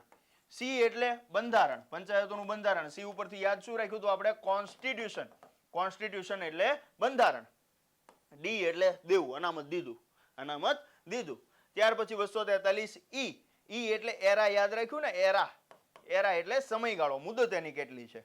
એફ ઉપરથી થઈ જાય ફેલ એટલે કે ગેરલાયકાત એની. જી ઉપરથી જવાબદારી, જી ઉપરથી જવાબદારી. અને એચ ઉપરથી હપ્તો એટલે કે કર ઉઘરાવવો. અને આઈ ઉપરથી યાદ રાખ્યું ઇન્કમ. અને આ સીધું યાદ રાખી લેવાનું 243 કે ચૂંટણીઓ. ઓકે, તો આ પ્રકારે કંઈક અનુચ્છેદો છે. હવે આપણે જોઈએ કે પંચાયતોની રચના કેવી રીતે થાય છે. ઓકે, ચાલો. ગ્રામ પંચાયત. સૌથી પહેલા તો મિત્રો એક વસ્તુ સમજો કે ગ્રામ પંચાયતનું માળખું, તાલુકા પંચાયતનું માળખું અને જિલ્લા પંચાયતનું માળખું, એમાં મોટા ભાગની બધી બાબતો સિમિલર છે. તો એક વખત ગ્રામ પંચાયતનું માળખું સારી રીતે સમજશો ને તો તાલુકા, જિલ્લા ઓટોમેટિક સમજાવવાના છે. કારણ કે બધી જગ્યાએ ખાલી આંકડાઓ છે, એમાં તફાવત છે, આંકડાઓનો ખેલ છે. બાકી મોટા ભાગની બાબતો કેવી છે? સરખા જેવી છે. તો એક વખત સરસ મજાની પહેલા ગ્રામ પંચાયત સમજીએ, એના ઉપરથી તાલુકા અને જિલ્લા આપણે સમજવાના છીએ. ઓકે, રચના કેમ થાય છે જોઈએ તો સ્થાનિક સ્વરાજ્યની સંસ્થામાં સૌથી પાયાનું એકમ કોણ છે? ગ્રામ પંચાયત છે. જેમાં વસ્તી છે એ 500 થી લઈને 25,000 સુધીની વસ્તી હોય. જે ગામમાં 500 થી લઈને 25,000 સુધીની વસ્તી હશે એ ગામમાં ગ્રામ પંચાયત બનાવવાની છૂટ આપવામાં આવશે. ગ્રામ પંચાયતમાં ઓછામાં ઓછા 8 અને વસ્તીને આધારે વધુમાં વધુ 100 ચૂંટાયેલા સભ્યો હોવા જોઈએ. આપણને એમ થાય 8 થી લઈને 16 નો ક્રાઇટેરિયા કેમ લખ્યો? 16 થી વધારે ના થાય. તો 16 થી ઉપર જાય એટલી જો વસ્તી થશે તો એને તાલુકા પંચાયત તરીકે ઘોષિત કરવામાં આવશે. કારણ કે તાલુકા પંચાયતના સભ્યો મિનિમમ 16 થી લઈને 32 સુધી હોય છે. સમજો છો? સૌથી પહેલા ગ્રામ પંચાયતમાં મિનિમમ 8 થી લઈને 16 સુધી વસ્તીને આધારે. વસ્તી કેટલી છે? 500 થી લઈને 25,000. જો એનાથી વસ્તી વધે તો એ તાલુકા પંચાયત કહેવાશે, તાલુકાનો દરજ્જો મળશે. તો ત્યારે એમની સભ્ય સંખ્યા જે 16 થી લઈને 32 સુધી આવશે. ધારો કે એનાથી વસ્તી વધારે હશે તો 32 થી લઈને 52 સુધી જિલ્લા પંચાયતમાં આવશે. ખાલી આંકડામાં તફાવત છે, બાકી સ્ટ્રક્ચર, માળખું કેવું છે? સેમ ટુ સેમ છે. ચાલો જોઈએ. ગ્રામ પંચાયતના વડાને કહેવાય સરપંચ. હેડ ઓફ ધ ગામ, હેડ ઓફ ધ વિલેજ કોણ છે? સરપંચ. ગ્રામ પંચાયતના વડા છે, જેને દર 5 વર્ષે ગ્રામ પંચાયતના સભ્યો અને સરપંચની ચૂંટણી થાય છે. અહીંયા એક અગત્યનો મહત્વનો મુદ્દો, બિટવીન ધ લાઈન સમજવા જેવી વાત. જો ફરીથી વંચાવું, દર 5 વર્ષે ગ્રામ પંચાયતના સભ્યો અને સરપંચની ચૂંટણી થાય છે. ધેટ મીન્સ કે ગ્રામ પંચાયતના સભ્યોની અને સરપંચની બંનેની ચૂંટણી થાય છે. એક પણની નિમણૂક થતી નથી. એટલે કે એઝ અ મતદાર તમે જ્યારે મત આપવા માટે જાઓ છો તો એક મત તમારે સભ્યને આપવાનો થશે, તમારા કોઈ પણ સભ્યને. જ્યારે એક મત છે એ સરપંચ તરીકે ઊભા રહેલા કોઈ પણ કેન્ડિડેટને, એટલે કે 2 મત આપવાના તમારે ત્યાં થાય છે. કારણ કે બંનેની ચૂંટણી સાથે થાય છે. રાઈટ? ઓકે. ગામના મતદારો છે એ પ્રત્યક્ષ રીતે મત આપીને, હમણાં કીધું ને કે આપણે મત આપવા જવાનું છે, એટલે પ્રત્યક્ષ રીતે મત આપીને સરપંચ છે અને ચૂંટે છે. હવે વોર્ડના જે સભ્યો છે એ સભ્યોને જે તે વોર્ડના મતદારો છે એ ચૂંટે છે. ગ્રામ પંચાયતની ચૂંટણી કોઈ પણ રાજકીય પક્ષ દ્વારા કે કોઈ રાજકીય પ્રતીક પર લડાતી નથી. અહીંથી લીટી પ્રશ્ન બને સીધો. આપણા દેશમાં જેટલી ચૂંટણીઓ થાય છે એમાં એકમાત્ર ચૂંટણી એવી છે કે જ્યાં કોઈ રાજકીય પક્ષને ધ્યાને લેવામાં આવતો નથી, એને કોઈ રાજકીય ચિહ્ન આપવામાં આવતું નથી. એટલે સંપૂર્ણપણે રાજકીય બાબતોથી મુક્ત રાખીને એમ કહી શકાય કે ચૂંટણી થાય છે. ત્યાં કોઈ રાજકીય પક્ષ ઇન્વોલ્વ નહીં થશે અને કોઈ પ્રતીક ઉપર પણ એમની ચૂંટણી છે લડવામાં આવશે નહીં. ગુડ. ચાલો વહીવટની વાતો કરીએ. એ રચના કરીએ આપણે, ગ્રામ પંચાયત કેવી રીતે રચાય છે. હવે વહીવટ. તો ગ્રામ પંચાયતનો વહીવટ કોણ કરે? તો સાહેબ કરે. કયા સાહેબ? તલાટી મંત્રી સાહેબ કરે ને. હા, તલાટી મંત્રી સાહેબ કરે. તો એ વહીવટની વાત કરવાની છે. ગ્રામ પંચાયતના સરપંચ અને સભ્યો મળીને ગામના વિકાસના કામો અંગે ઠરાવ કરી ગામના વિકાસના કામો નક્કી કરે છે. બધા લોકો સાથે ભેગા મળી નક્કી કરે કે ગામમાં આપણે કયા કયા કામો છે એ કરવાના થાય છે. સરકાર તરફથી તલાટી કમ મંત્રીની નિમણૂક કરવામાં આવે છે અને એને વહીવટી વડા કહેવાય. કેવા કહેવાય? વહીવટી વડા. જો અહીંયા આપણે પાછળ જોયું હતું, આ સરપંચ છે એ ગ્રામ પંચાયતના વડા કહેવાય. ગામના વડા કેવા હોય તો કહી શકાય એ ગ્રામ પંચાયતના ખાલી વડા છે. જ્યારે તલાટી કમ મંત્રી કેવા વડા છે? વહીવટી વડા છે. તે વહીવટી કાર્ય સંભાળે છે, કરવેરાની વસૂલાત કરે છે, ગ્રામ પંચાયતના અહેવાલ, પત્રકો, અંદાજપત્ર એટલે કે બજેટ પણ એ તૈયાર કરે છે, એના હિસાબો એ રાખે છે અને આવું બધું કામ કરે છે. એટલે જેને કેવા વડા કહેવાય? વહીવટી વડા કહેવાય. અને જ્યાં બધું કામ થતું હોય તો મિત્રો એને સચિવાલય કહી શકાય કે ના કહી શકાય? તો કે હા, એ તો રાજધાનીમાં હોય ને સચિવાલય. તો એવી જ રીતે જેમ દિલ્હીમાં એમનું સચિવાલય હોય, ગાંધીનગરમાં એમનું સચિવાલય હોય, તો એ જ રીતે દરેક ગામમાં પણ આ વહીવટ થાય છે. તો ગામનું સચિવાલય કેવું હોય તો પંચાયતને કહી શકાય કે ના કહી શકાય? ચોક્કસ કહી શકાય. તો એને શું કહેવાય? ગ્રામ સચિવાલય કહેવાય. કે ગ્રામ પંચાયતનું જે કાર્યાલય છે એને શું કહેવાય? ગ્રામ સચિવાલય પણ કહેવાય છે. ઓકે, હવે ગ્રામ પંચાયતને ભાઈ હમણાં તમે સાહેબ કહી તો દીધું 243 આયમાં ઇન્કમ થવાની છે, નાણાં પંચની વાત છે. તો ઇન્કમ થશે ક્યાંથી? તો એ આવકના સાધનો અહીંયા લખ્યા. ક્યાંથી આવક થાય ભાઈ? એક તો પાણી વેરો લેવાનો, સફાઈ વેરો લેવાનો, મિલકત વેરો લેવાનો, દુકાન વેરો લેવાનો. એ ઉપરાંત રાજ્ય સરકાર ને કેન્દ્ર સરકાર જે અનુદાન આપે એ બધી બાબતો શું છે? એ ગ્રામ પંચાયતનો આવકનો સ્ત્રોત છે. હવે કાર્યો, ગ્રામ પંચાયતે કામ શું કરવાનું? સરપંચ છે એને કામ શું કરવાનું છે એ કામની સરસ મજાની યાદી અથવા તો લિસ્ટ આપ્યું છે. સરપંચ સૌથી પહેલા તો શું શું કામ કરશે એ જોઈ લઈએ. એક તો ઘર નંબર આપવાના. તમને બધાને ખ્યાલ હશે, જે ગામડેથી વિડીયો જોયો છે બધાને ખ્યાલ હશે, ઘરની બહાર દિવાલે છે ચોકથી કાં તો કલરથી કાં તો તમારા ઘરના ડેલા ઉપર, ડેલી ઉપર સરસ મજાના કલરથી, રંગથી છે નામ નંબર આપેલા હશે. એ ઘર નંબર આપવાનું કામ કોણ કરે છે? ગ્રામ પંચાયત. ઘર વપરાશ અને પીવાના પાણીની વ્યવસ્થા એ કરાવશે. ગામના રોડ રસ્તા જે બનાવવાના છે, ગામની જે હદ છે એ ગામની હદના જે રોડ રસ્તા છે એ રોડ રસ્તા બનાવવાનું કામ એ કોણ કરશે? પંચાયત કરશે. ગામના રસ્તાની સફાઈ, ગંદા પાણીનો એટલે કે ગટરનો જે કઈ નિકાલ કરવાનો છે, જાહેર મિલકતની જાળવણી. જાહેર મિલકત એટલે એમાં કઈ કઈ આવે? તો કે ભાઈ ગામને પાદરે મૂકેલો બાકડો જે છે એ પણ જાહેર મિલકતમાં આવે. જાહેર જગ્યાએ જેટલા બાંધકામો થયેલા છે, સરકારી બાંધકામો ગ્રામ પંચાયત દ્વારા થયેલા છે, એ પણ જાહેર મિલકતમાં આવશે. હવાડો, ઢોરના પાણી પીવાનો હવાડો છે એ પણ ક્યાં આવશે? જાહેર મિલકતમાં આવશે, જે ગ્રામ પંચાયત દ્વારા બનાવવામાં આવ્યો છે. એવી બધી જે મિલકત છે, ઇવન રોડ ઉપર સ્ટ્રીટ લાઇટ મૂકેલી હશે તો એ સ્ટ્રીટ લાઇટ છે.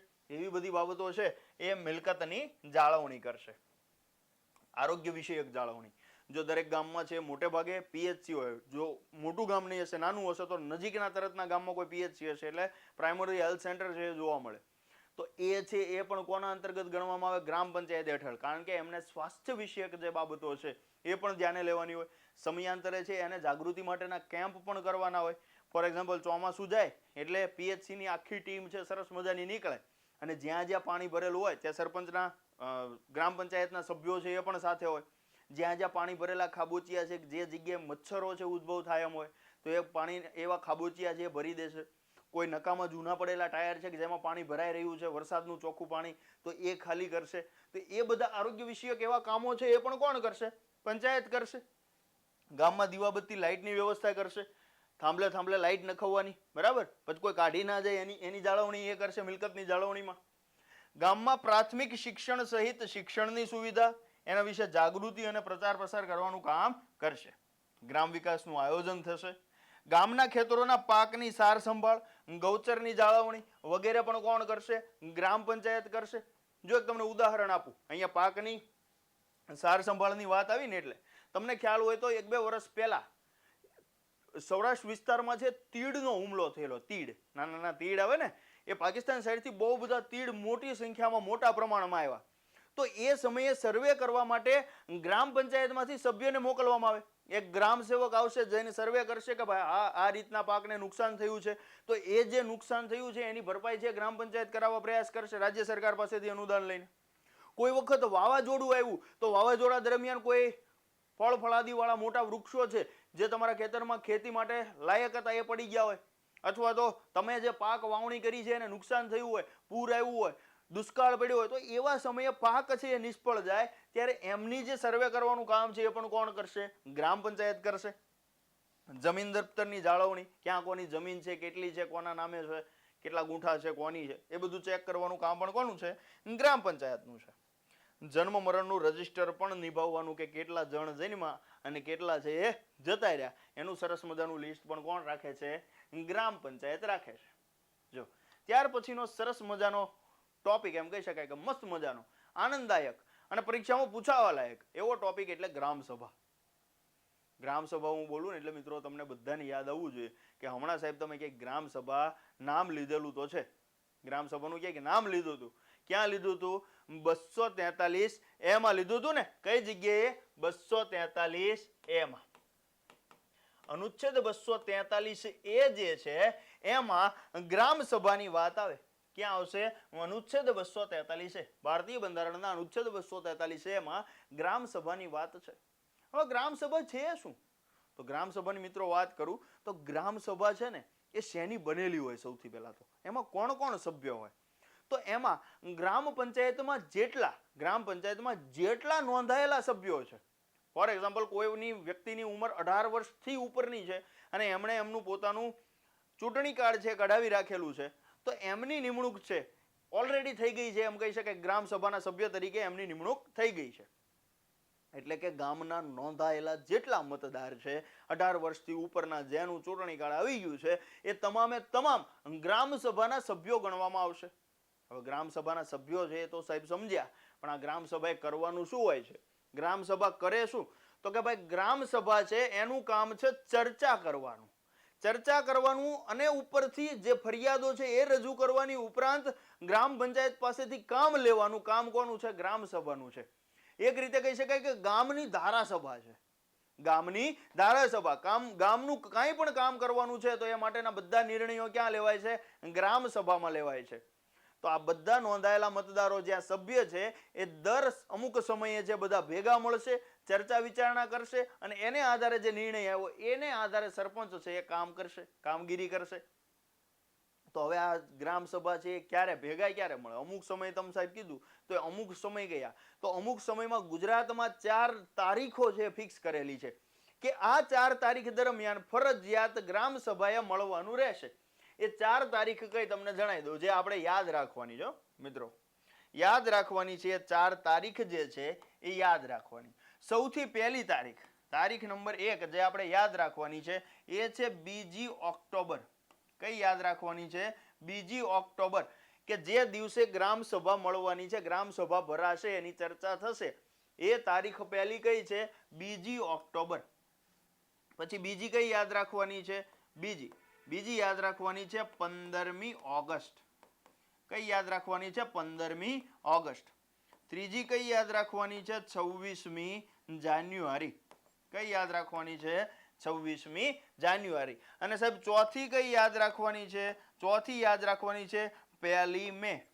1લી મે, કે જ્યારે ગુજરાતની સ્થાપના થયેલી, તો ગુજરાત સ્થાપના દિવસ અથવા ગુજરાત દિવસ તરીકે જેને ઓળખીએ છીએ, એ 4 તારીખ છે આપણે યાદ રાખવાની. એ 4 તારીખો દરમિયાન છે ગ્રામ સભા ભરાય છે. હવે પંચાયતના બંધારણ પ્રમાણે એવું નક્કી કરેલું છે કે વર્ષ દરમિયાન 2 ગ્રામ સભા છે ફરજિયાત ભરાવી જોઈએ. એટલે કે દર 6 મહિને 1 ગ્રામ સભા ભરાવી ફરજિયાત છે. 6 મહિના કરતા વધુનો સમયગાળો લઈ શકાશે નહીં. પણ એનાથી વધારે ગ્રામ સભાઓ ભરવી હોય તો ભરી શકાય. એટલે ગુજરાતમાં આપણે જનરલી છે આ 4 તારીખોમાં, એટલે કે 2 ઓક્ટોબર, 15મી ઓગસ્ટ, 26મી જાન્યુઆરી અને 1લી મે, એ દરમિયાન છે 4 ગ્રામ સભાઓ થાય છે. હવે ગ્રામ સભાનો એક નિયમ છે કે જ્યારે ગ્રામ સભા ભરવાની હોય ને એના 7 દિવસ અગાઉ આખા ગામમાં ઢંઢેરો પીટાવીને જાહેરાત કરવાની હોય કે આ તારીખે અને આ દિવસે છે આપણે ગ્રામ સભા ભરવાની છે. હવે ધારો કે આ 4 વખત ગ્રામ સભા ભરી, પણ કોઈક વખત એવું બને કે વધારે ગ્રામ સભા ભરવાની જરૂર પડે, તો જ્યારે અચાનક કોઈ ગ્રામ સભા બોલાવવાની થાય તો એ 7 દિવસના બદલે 3 દિવસનો ટૂંકો નોટિસ પીરિયડ આપીને બધાને જાણ કરવાની રહે કે 3 દિવસ પછી છે આપણે ગ્રામ સભા ભરવાના છીએ.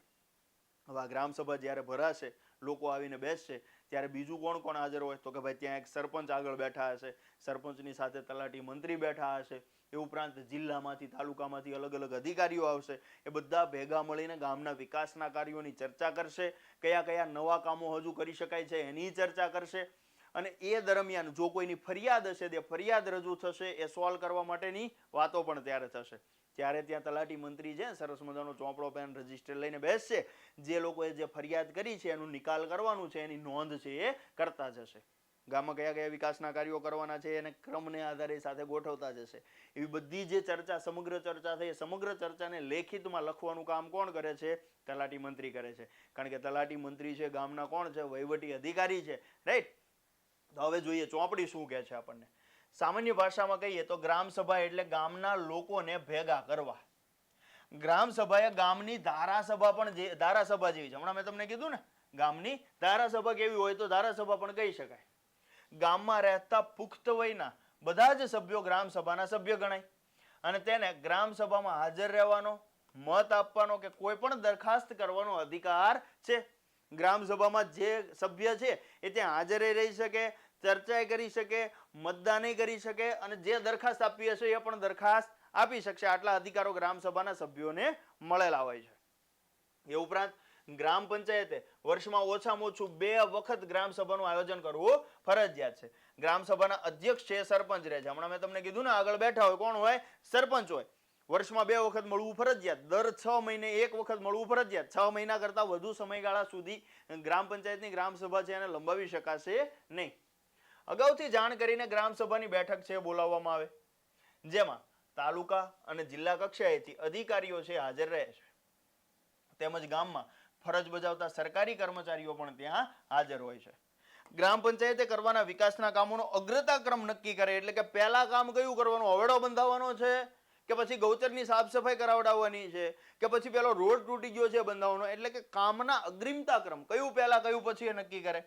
ગામના પ્રશ્નો જેમ કે રસ્તાઓ, પાણીની સમસ્યા, ગ્રામ સફાઈ, લાઇટની સુવિધા, શિક્ષણ, આરોગ્ય, એ બધાની છે ત્યાં ચર્ચા થાય. ગ્રામ સભાના દરેક સભ્ય જાગૃત રહીને ગ્રામ સભામાં અવશ્ય હાજરી આપવી જોઈએ.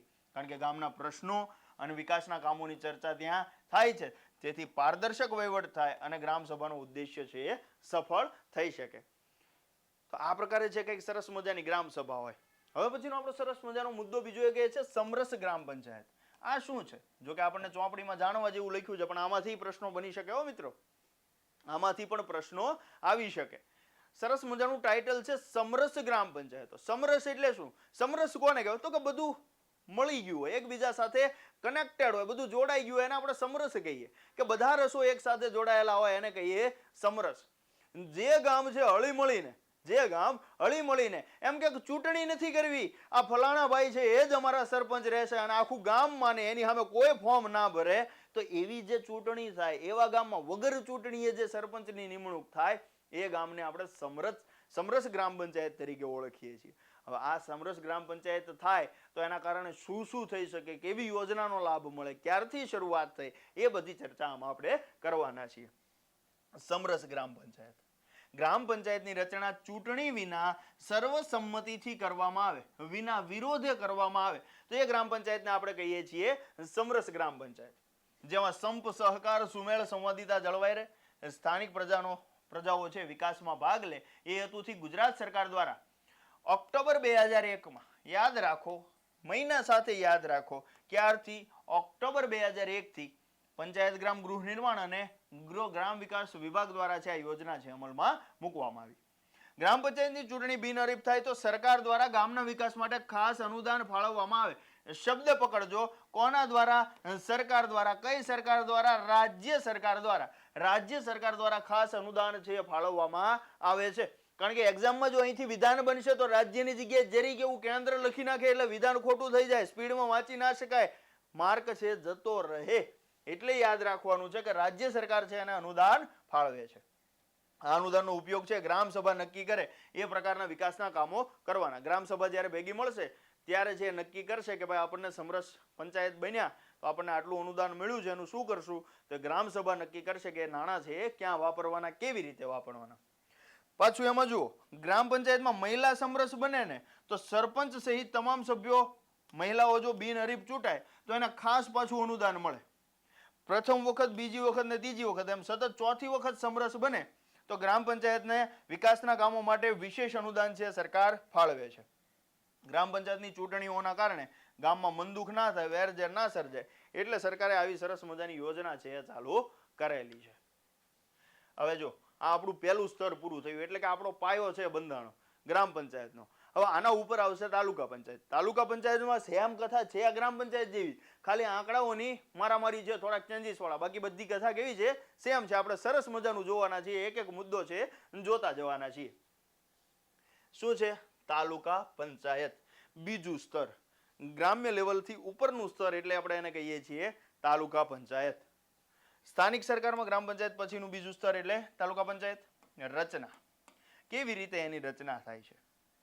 તો તાલુકા પંચાયતની બેઠકો તાલુકાની વસ્તીના પ્રમાણે નક્કી થાય છે. જો તમને ખ્યાલ હોય તો હમણાં ગ્રામ પંચાયત આપણે જોઈ તો ગ્રામ પંચાયતમાં એક ફિક્સ આપણને આંકડો આપી દીધો છે કે 500 થી લઈને 25,000 વસ્તી હોય ને, 500 થી લઈને 25,000 વસ્તી તો 8 થી લઈને 16 જેટલા સભ્યો હોય. પણ તાલુકા પંચાયતમાં સભ્યો કીધા છે કે 16 થી લઈને 32 સુધીના હશે, પણ એમાં વસ્તીનો આંકડો કન્ફર્મેશન વાળો નથી આપ્યો કે આટલાથી આટલાની વસ્તી હશે તો જ આટલાથી આટલા, એવું અહીંયા આપણને આપવામાં આવ્યું નથી. પણ ખાસ યાદ રાખો કે 500 થી લઈને 25,000 હોય વસ્તી તો 8 થી લઈને 16 ગ્રામ પંચાયતની વાત છે. જ્યારે તાલુકા પંચાયતમાં આપણને છે વસ્તીના પ્રમાણે છે નક્કી કરવામાં આવે સભ્ય સંખ્યા, અને તાલુકા પંચાયતમાં ઓછામાં ઓછા 16 ને વધુમાં વધુ 32 સભ્યો હોય છે. નવી વસ્તુ કે મહિલાઓ માટે 50% બેઠક છે એ અનામત રાખવામાં આવે છે. મહિલાઓ માટે 50% બેઠક છે એ કેવી રાખવામાં આવે છે? અનામત રાખવામાં આવે છે. જો સૌથી પહેલા તો જ્યારે ગ્રામ પંચાયતોની રચના અથવા તો બંધારણીય દરજ્જો જ્યારે આપવામાં આવ્યો ત્યારે એક વસ્તુ નક્કી કરવામાં આવી હતી કે દરેક ગ્રામ પંચાયત છે એમાં 33% અનામત છે આપવામાં આવશે. કેટલા ટકા અનામત? 33%.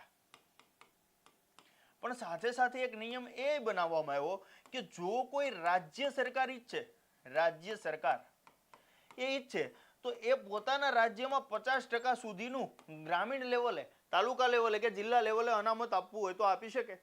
તો અહીંથી પ્રશ્ન આપણા માટે એ બને કે સમગ્ર ભારત દેશમાં પ્રથમ એવું કયું રાજ્ય હતું, એવું સ્ટેટ પ્રથમ કયું હતું કે જેણે મહિલાઓને 50% અનામત આપ્યું હોય સ્થાનિક સ્વરાજ્યની સંસ્થાઓમાં? તો એ યાદ રાખો મિત્રો, વર્ષ 2006 બિહાર રાજ્ય હતું. કયું રાજ્ય હતું? બિહાર. અને ગુજરાતમાં 50% બેઠકો અનામત છે. પણ આ બેઠકો ક્યારથી અનામત છે? તો આપણા મુખ્યમંત્રી હતા આનંદીબેન. એ આનંદીબેનના કાર્યકાળ દરમિયાન ગુજરાતમાં છે એ મહિલાઓ માટે 50% અનામત છે આપવામાં આવ્યું, અને ત્યારથી 50% બેઠકો છે અનામત છે. આ બેઠકના મતદારો તાલુકા પંચાયતના સભ્યોને ચૂંટે, અને ચૂંટાયેલા સભ્યોમાંથી બહુમતીમાં તાલુકા પંચાયતના પ્રમુખ અને ઉપપ્રમુખની વરણી થાય. જુઓ, યાદ કરો, ગ્રામ પંચાયતમાં ભણ્યા હતા એમાં તાલુકા પંચાયતમાં શું ચેન્જ છે? ફરીથી વિધાન ઉપર તમને હાઇલાઇટ કરાવડાવું છું. જો સૌથી પહેલા આ બેઠકના મતદારો છે એ તાલુકા પંચાયતના સભ્યોને ચૂંટે. કોણ? તાલુકા પંચાયતની બેઠકોના ત્યાંના જે વસ્તીના આધારે એની જે બેઠક આવતી હશે એ પહેલા ચૂંટશે તાલુકા પંચાયતના સભ્યોને. હવે ચૂંટાયેલા સભ્યોમાંથી બહુમતીથી તાલુકા પંચાયતના પ્રમુખ અને ઉપપ્રમુખની વરણી થાય. ધેટ મીન્સ કે અહીંયા શેની વાત છે? નિમણૂકની વાત છે. શેની વાત છે? નિમણૂકની વાત થાય છે. જુઓ, ગ્રામ પંચાયતમાં આવું હતું નહીં હતું. ગ્રામ પંચાયતમાં શું હતું? ગ્રામ પંચાયતમાં સરપંચ અને વોર્ડના સભ્યો બંનેની ચૂંટણી થતી હતી, એક પણની નિમણૂક થતી નહોતી. અન્યથા ખાલી જો સમરસ હોય તો જ, બરાબર, બાકી જ્યાં ચૂંટણી કરવાની આવે છે ત્યાં ફરજિયાત બંનેની ચૂંટણી થાય. જ્યારે અહીંયા ખાલી સભ્યોની જ ચૂંટણી થશે, જ્યારે પ્રમુખ અને ઉપપ્રમુખ છે એ ચૂંટાયેલા સભ્યોમાંથી ચૂંટણી કરવામાં આવશે અથવા તો એમાંથી ગોઠવવામાં આવશે કે કોને લેવા. એટલે કે પ્રમુખ અને ઉપપ્રમુખની ચૂંટણીમાં ત્યાંના સભ્યો જે સીધા ભાગ લઈ શકતા નથી, એ ખાલી સભ્યોની જ ચૂંટણી કરી શકે. મતદારો ખાલી સભ્યોની ચૂંટણી કરાવશે, એમાંથી પ્રમુખ અને ઉપપ્રમુખ છે એની ચૂંટણી અથવા તો કહી શકાય કે નિમણૂક છે એ થશે. તેમજ આ ચૂંટાયેલા સભ્યોમાંથી કારોબારી સમિતિ, સામાજિક ન્યાય સમિતિ વગેરે સમિતિઓ છે એમની રચના કરવામાં આવે છે. ઓકે, ત્યાર પછી છે એનો વહીવટ જોઈ લઈએ. જેવી રીતે ગામમાં વહીવટ છે એ કોણ કરતું હતું? તલાટી મંત્રી સાહેબ કરતા હતા. બસ તો એ જ રીતે તાલુકામાં ટીડીઓ સાહેબ કરવાના છે, તાલુકા ડેવલપમેન્ટ ઓફિસર કરવાના છે. ઓકે, તાલુકા પંચાયતના વહીવટી વડાને ટીડીઓ સાહેબ કહેવાય. તાલુકા વિકાસ અધિકારી. ગામના હતા એને શું કીધું હતું આપણે? તલાટી કમ મંત્રી. તલાટી કમ મંત્રી આ ગામના છે. તો એ જ રીતે આની સાથે જિલ્લાના કયા આવશે? જિલ્લાના આવશે ડીડીઓ સાહેબ, એટલે કે ડિસ્ટ્રિક્ટ ડેવલપમેન્ટ ઓફિસર. એની નિમણૂક છે એ કોણ કરે છે? રાજ્ય સરકાર કરે છે જીપીએસસી ની એક્ઝામ લઈને, રાઈટ. તે તાલુકા પંચાયતના ઠરાવો છે એનો અમલ કરાવે છે. બીજું તો કે તાલુકા પંચાયતના તમામ કર્મચારીઓ ઉપર દેખરેખ રાખવાનું કામ કરે છે. તાલુકા પંચાયતનું બજેટ એટલે કે વાર્ષિક અંદાજપત્ર તૈયાર કરવાનું કામ પણ ડીડીઓ સાહેબ કરે છે. બીજું શું શું કામ કરે? તો કે ભાઈ તાલુકા જે કામ ગ્રામ પંચાયતના હતા, ગ્રામ પંચાયતે જે કામનું લિસ્ટ આપ્યું હતું ને સેમ લિસ્ટ અહીંયા છે, ખાલી અમુક ચેન્જ. જે ગામ છે ગામનું ધ્યાન રાખતું હતું, એમ તાલુકો છે આખા તાલુકાના બધા ગામડાઓનું પણ ધ્યાન રાખશે, રાઈટ. જોઈ લઈએ. તાલુકામાં સ્વાસ્થ્ય અને આરોગ્ય વિષયક સેવાઓ પૂરી પાડવી. રોગચાળા નિયંત્રણ, મેં તમને કીધું મેલેરિયા ના ફેલાય એમ જૂના પાણીના ભરેલા ખાબોચિયા છે એ સાફ કરવાનું કામ. તો એ જ રીતે સેમ વસ્તુ અહીંયા લાગુ પડશે. ગામડાના માર્ગો બનાવવા, જાળવણી કરવી. પ્રાથમિક શાળાની સ્થાપના સંચાલન કરવું. તાલુકા કક્ષાએ ખેતીવાડી સુધારવી. સ્ત્રી કલ્યાણ, યુવક પ્રવૃત્તિઓ, સામાજિક વિકાસ અને સહાય પૂરી પાડવી. પૂર આવે, આગ લાગે, અકસ્માત થાય વગેરે સંજોગોમાં મદદ કરવાનું કામ છે કોણ કરશે? તાલુકા પંચાયત છે એ કરે છે. જેવી રીતે ગામમાં જેવી રીતે શરૂઆતમાં આપણે જોયું હતું કે સમરસ હતું, તો એ જ રીતે અહીંયા છે તીર્થગામ યોજના પણ એક આવે છે અને પાવનગામ યોજના પણ આવે છે. જ્યારે 5 વર્ષ સુધી જો કોઈ કાંઈ એમ કહેવાય કે ગુનાખોરી વાળી પ્રવૃત્તિ ના જે ગામમાં થઈ હોય 5 વર્ષ સુધી, તો એ ગામને જે આપણે તીર્થગામ કહીએ છીએ. જ્યારે કોઈ ગામમાં 3 વર્ષ સુધી કોઈ ડખો બેજામારી ના થઈ હોય તો એ ગામને આપણે પાવન ગામ કહીએ છીએ. જોઈ લઈએ એની ડિટેલ શું છે. ગુજરાતમાં તીર્થગામ યોજનાની શરૂઆત છે 21 જુલાઈ 2004-5 થી અમલમાં આવી. 21 જુલાઈ 2004-5 થી અમલમાં આવી. આ યોજનામાં પસંદ થયેલા ગામને અનુદાન છે ક્યાંથી મળે છે? રાજ્ય સરકાર ફાળવે છે. જેના માટે છેલ્લા 5 વર્ષમાં ગામમાં એક પણ પ્રકારનો ગુનો ના થયો હોય, કોઈ કેફી દ્રવ્યોનું ઉત્પાદન, વેચાણ કે સેવન ના થતું હોય, ટૂંકમાં કે છે દેશી દારૂની ભઠ્ઠી ના હોવી જોઈએ. દેશી દારૂની ભઠ્ઠી હોવી જોઈએ નહીં. ગામમાં સ્વચ્છતા જાળવવાની, કન્યા કેળવણીનો ઊંચો દર, ખાસ ફોકસ કરો. કન્યા કેળવણીનો ઊંચો દર છે હોવો જોઈએ. અપવ્યયનો નીચો દર હોવો જોઈએ. આ ઉપરાંત અન્ય માપદંડોને આધારે એક તીર્થગામ પસંદ કરે અને એનો ઉદ્દેશ્ય છે કે ગ્રામીણ વિસ્તારમાં રહેતા લોકો વચ્ચે પરસ્પર સદભાવના છે વધે, એકતા જળવાય અને ભાઈચારાની ભાવના વધે. એના જેવી આની કહી શકાય કોપી પેસ્ટ. પણ અહીંયા જે છે 5 વર્ષની વાત છે, અહીંયા કેટલા વર્ષની વાત છે? 3 વર્ષની વાત છે. તીર્થગામ યોજનાની જેમ છેલ્લા 3 વર્ષમાં જો કોઈ ગામમાં ગુનો ના નોંધાયો હોય તો એ ગામને કહેવાય પાવન ગામ. 1 લાખ રૂપિયા સુધીનું અનુદાન છે રાજ્ય સરકાર આપે છે. શું તમારું ગામ પણ આમાંથી એક જગ્યાએ આવે છે? એવું ચોપડી પૂછે છે આપણને. ઓકે, ચાલો. ત્યાર પછી આપણું ત્રીજું સ્તર, સૌથી નીચેનું ગ્રામ પંચાયત, એની ઉપર ચણી તાલુકા પંચાયત, એની ઉપર આપણે ચણીએ છીએ જિલ્લા પંચાયત. જોઈ લેજો બધી જગ્યાએ વર્ક એમનું જે કરવાનું આવે છે કેવું છે? મોટા ભાગનું સેમ છે બધી જગ્યાએ. ઓકે, ખાલી ને ખાલી આંકડાઓ છે એમાં ચેન્જીસ જોવા મળે છે. સરસ મજાનું છે જિલ્લા પંચાયત. સ્થાનિક સરકારનું ત્રીજું સ્તર છે. ત્રિસ્તરીય પંચાયતી રાજમાં સૌથી ઉપરનું સ્તર છે. જિલ્લા પંચાયતની સભ્ય સંખ્યા ઓછામાં ઓછી 32, વધુમાં વધુ 52. ચાલો હું તમને પાછું રિપીટ કરાવી દઉં છું. ગામનું અને તાલુકાનું યાદ રહેવી જોઈએ. સભ્ય સંખ્યા પૂછાય તો ફટાક દઈને મગજમાંથી નીકળવું જોઈએ. જો ગ્રામ પંચાયત પૂછાય, ગ્રામ પંચાયત, તો ગ્રામ પંચાયતની સભ્ય સંખ્યા છે આપણને ખ્યાલ છે 8 થી લઈને કેટલી છે? 16 છે. તાલુકાની પૂછે તો 16 થી લઈને 32. જિલ્લાની પૂછે તો 32 થી 52. જો અહીંયા સુધી ડબલ જ કરવાના છે. અહીં સુધી એક આંકડો સીધો યાદ રાખવાનો, ડબલ ને બદલે કેટલા પ્લસ થાય છે? 20 પ્લસ થાય છે. જિલ્લા પંચાયતમાં વસ્તીના આધારે બેઠક છે એ નક્કી થાય. તાલુકાની જેમ અને ગામની જેમ 50% મહિલાઓ માટે અનામત છે. બેઠક વિસ્તારના મતદારો પોતાના સભ્યોને ચૂંટાયેલા છે પછી પ્રમુખ અને ઉપપ્રમુખને ચૂંટે. સેમ વસ્તુ જે તાલુકામાં હતી એ જ સેમ ટુ સેમ વસ્તુ કઈ જગ્યાએ આપણને જોવા મળે? જિલ્લામાં જોવા મળે. તેમજ આ ચૂંટાયેલા સભ્યોમાંથી કારોબારી, સામાજિક ન્યાય, શિક્ષણ, બાંધકામ સમિતિ અને આરોગ્ય જેવી સમિતિઓ છે એની રચના થાય. જિલ્લા પંચાયતની મુદત છે કેટલા વર્ષની હોય છે? 5 વર્ષની હોય છે. મતલબ કે તાલુકામાં જિલ્લામાં કોઈ જ લાંબો ફેરફાર જોવા મળતો નથી. ખાલી ને ખાલી છે, સેન્ટર અલગ છે, સ્ટ્રક્ચર અલગ છે, સભ્ય સંખ્યા છે એ વધારે છે. બાકી બધું કેવું છે? વર્ક બધાના સેમ ટુ સેમ છે. હવે જો મેં તમને પહેલા તાલુકા ભણાવ્યું ત્યારે તમને કીધું હતું ત્યાં ટીડીઓ આવે, તો અહીંયા કોણ આવશે? ડીડીઓ. એમનો વહીવટ છે કોના દ્વારા થાય? ડીડીઓ દ્વારા, કે જેની નિમણૂક છે એ રાજ્ય સરકાર છે એ કરે છે. અને એ છે રાજ્ય સરકારની યોજનાનું સંકલન કરી અને એમના આખા જિલ્લાનો જે વિસ્તાર છે એ આખા જિલ્લામાં એમની જે કામગીરી છે બજાવવાનું કામ કરશે. કાર્યો: જિલ્લા પંચાયત, ગ્રામ પંચાયત અને તાલુકા પંચાયતની પ્રવૃત્તિઓનું નિયંત્રણ કરે અને સહાય જે કઈ રૂપિયા આપવાના હોય, તમે કે ચાલો વાપરો મજા કરો, તો એ રૂપિયા આપવાનું, સહાય આપવાનું કામ છે એ કરે છે. રાજ્ય સરકારની મહેસૂલ, શિક્ષણ, સહકાર, સિંચાઈ, પશુ સંવર્ધન, કૃષિ વગેરેની પ્રવૃત્તિઓનું જિલ્લા કક્ષાએ છે મોનિટરિંગ થાય, એટલે કે નિયંત્રણ કરે અને સંચાલન કરે.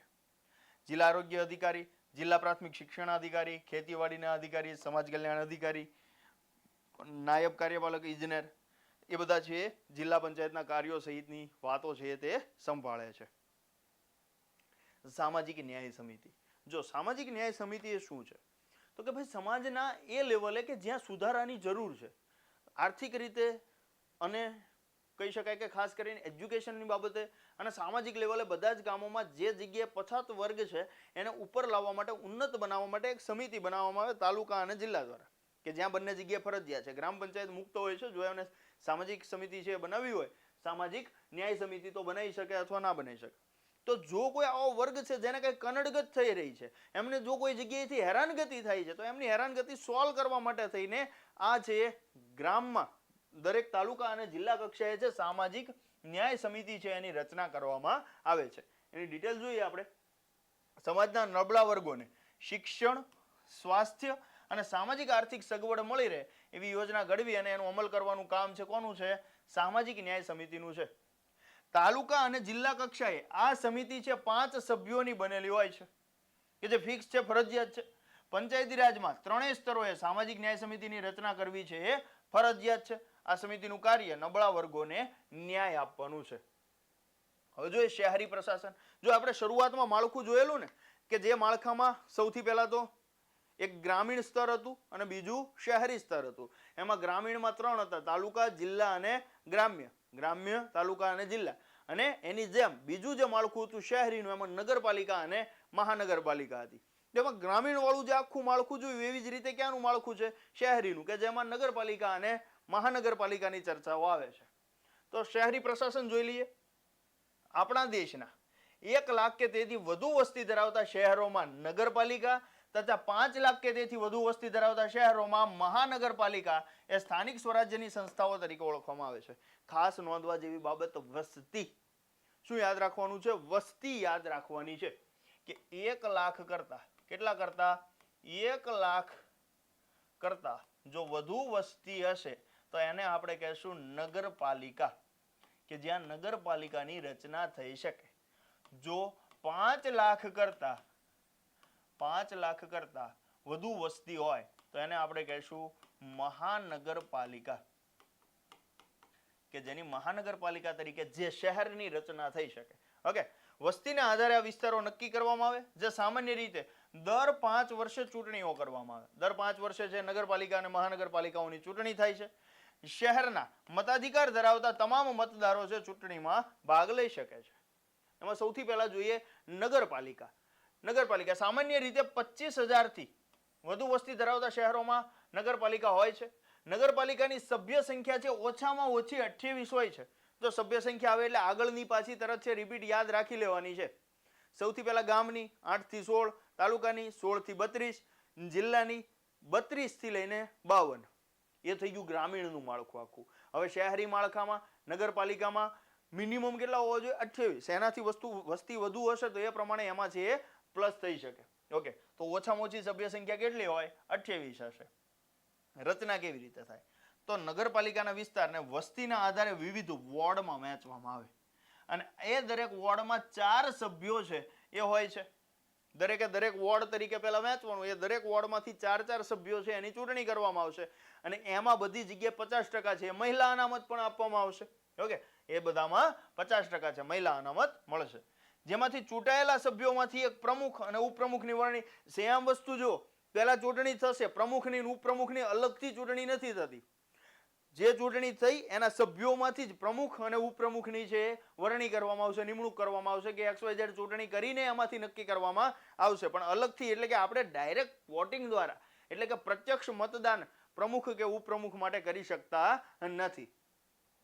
પ્રમુખ એ ચૂંટાયેલા વડા છે, કારણ કે એને ઓલરેડી સભ્ય તરીકે જ બધાએ ચૂંટ્યા છે ને, તો કે ભાઈ હા, એમનો કાર્યકાળ છે એ 2.5 વર્ષનો હોય છે, 2.5 યર, 2.5 યર. તેઓ નગરપાલિકાનું અધ્યક્ષ પદ છે એ સંભાળે છે.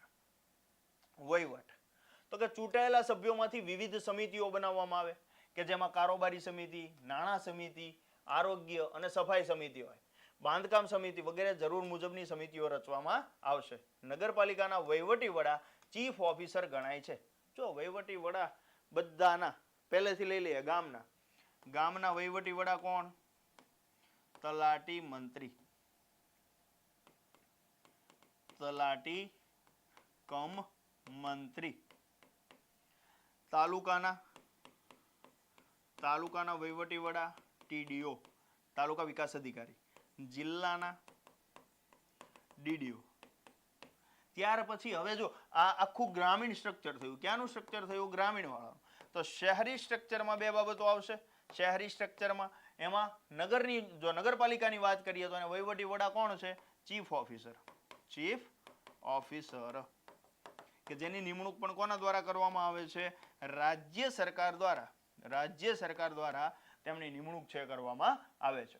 નગરપાલિકા દ્વારા છે નગરજનોની સુવિધા માટે નીચે મુજબના અહીંયા જે કામ આપ્યા છે કરવામાં આવશે. હવે જે તાલુકા લેવલે, જિલ્લા લેવલે જે કામ થતું હતું એ જ શહેરીકરણ વાળા વિસ્તારમાં, અર્બનાઇઝેશનમાં જે જગ્યાએ છે આ જ પ્રકારનું સેમ કામ. પાણી પુરવઠાની વ્યવસ્થા જોવાની, પછી રસ્તા, ગંદા પાણી નિકાલ, સફાઈ વ્યવસ્થા, જન્મ મરણની નોંધણી, નગર નિયોજન, શિક્ષણની વ્યવસ્થા, અગ્નિશમન છે એ અહીંયા નવું છે. જો અગ્નિશમન વાળો પોર્શન છે અહીંયા કેવો છે? નવો છે. જો કોઈ જગ્યાએ આગ લાગે છે તો એમને બુઝાવવા જવા માટે ફાયર સ્ટેશન છે ઓપન કરવાના નગરપાલિકા માટે એક્સ્ટ્રા છે. અખાદ્ય પદાર્થોના વેચાણ સામે કાર્યવાહી. જો કોઈ જૂનો વાસી ખોરાક છે વેચી રહ્યા છે અથવા તો અખાદ્ય છે જેનાથી બીમારીઓ પ્રસરવાની શક્યતા છે, તો એવો ખોરાક છે એને નાશ કરવાનું કામ પણ કોણ કરશે? ઓકે. બગીચા, પુસ્તકાલયો વગેરેની સુવિધા આપવાનું. સાંસ્કૃતિક ભવનો કે સભાગૃહોનું નિર્માણ કરવું અને એનું સાર સંભાળ કરવાનું કામ પણ થશે.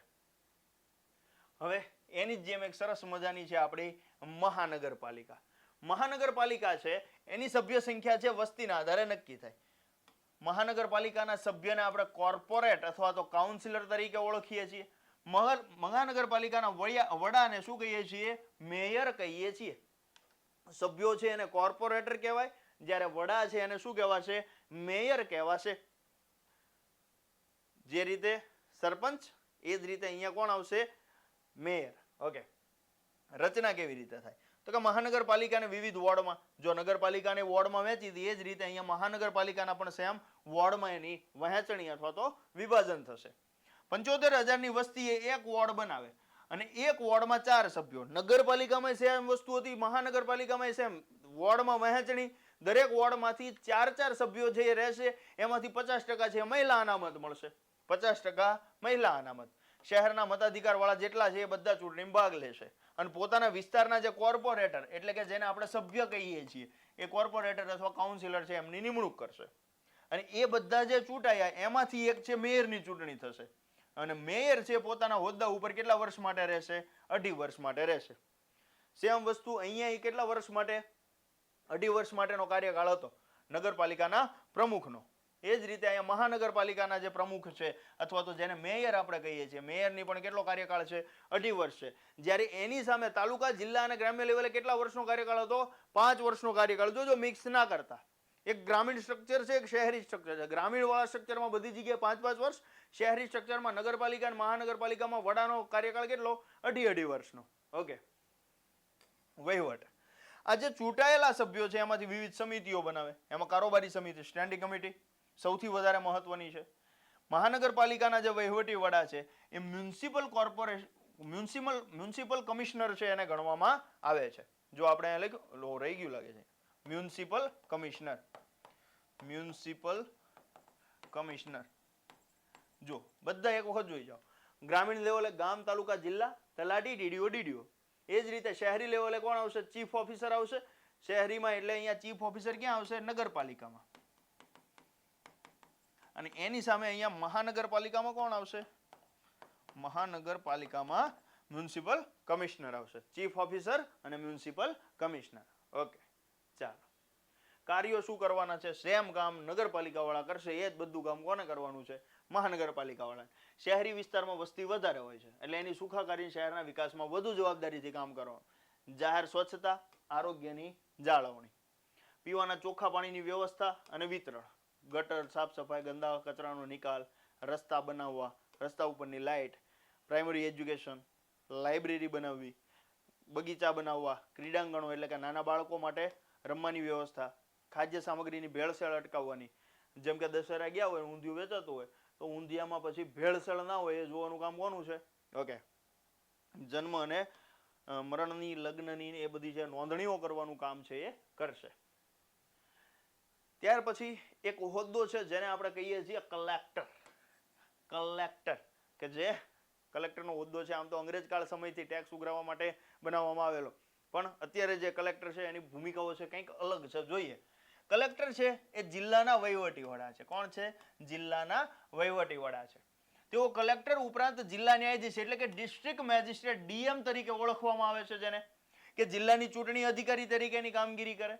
એ છે યુપીએસસી આપીને પાસ થયા હોય પછી એમની નિમણૂક થાય છે અને એમની બઢતી, નિમણૂક છે રાજ્ય સરકાર આપે અને એમની બઢતી છે પણ કોણ જોશે? એ જ જોશે. જિલ્લામાં વહીવટી કાર્ય વ્યવસ્થા જાળવવાની, જિલ્લામાં જીવન જરૂરિયાતની ચીજ વસ્તુઓની અછત ના સર્જાય તે પણ નિશ્ચિત કરવાનું કામ કોનું છે? કલેક્ટરનું હોય છે. પંચાયતી રાજમાં જિલ્લા કલેક્ટરની ભૂમિકા છે એ ખૂબ મહત્વની છે. શું કામ કરે? જોઈ લઈએ. જિલ્લા સ્તરે તમામ વિભાગોના કામોનું સંકલન અને સંચાલન કરશે. સમગ્ર જિલ્લાના વિકાસ માટે બનેલી જિલ્લા આયોજન સમિતિના સચિવ કલેક્ટર રહેશે. ગ્રામ પંચાયતની સભ્ય સંખ્યા નક્કી કરે. મોસ્ટ આઈએમપી કોઈ પ્રશ્ન હોય તો અહીંથી બની શકે, 100% બની શકે. કારણ કે ગ્રામ પંચાયતની સભ્ય સંખ્યા નક્કી કરવાની અધિકાર કોને આપવામાં આવેલો છે? કલેક્ટરને આપવામાં આવેલો છે. ખાસ યાદ રાખો મિત્રો, ગ્રામ પંચાયતમાં અનામત બેઠકોની ફાળવણી છે એ પણ એ જ કરે છે. એટલે કે જ્યારે દરેક ચૂંટણી આવશે, જો અનામત વાળું આવતું હશે તો ક્યારે અનામત રાખવાની છે એ નક્કી કરવાનું કામ એ કોણ કરશે? કલેક્ટર કરશે.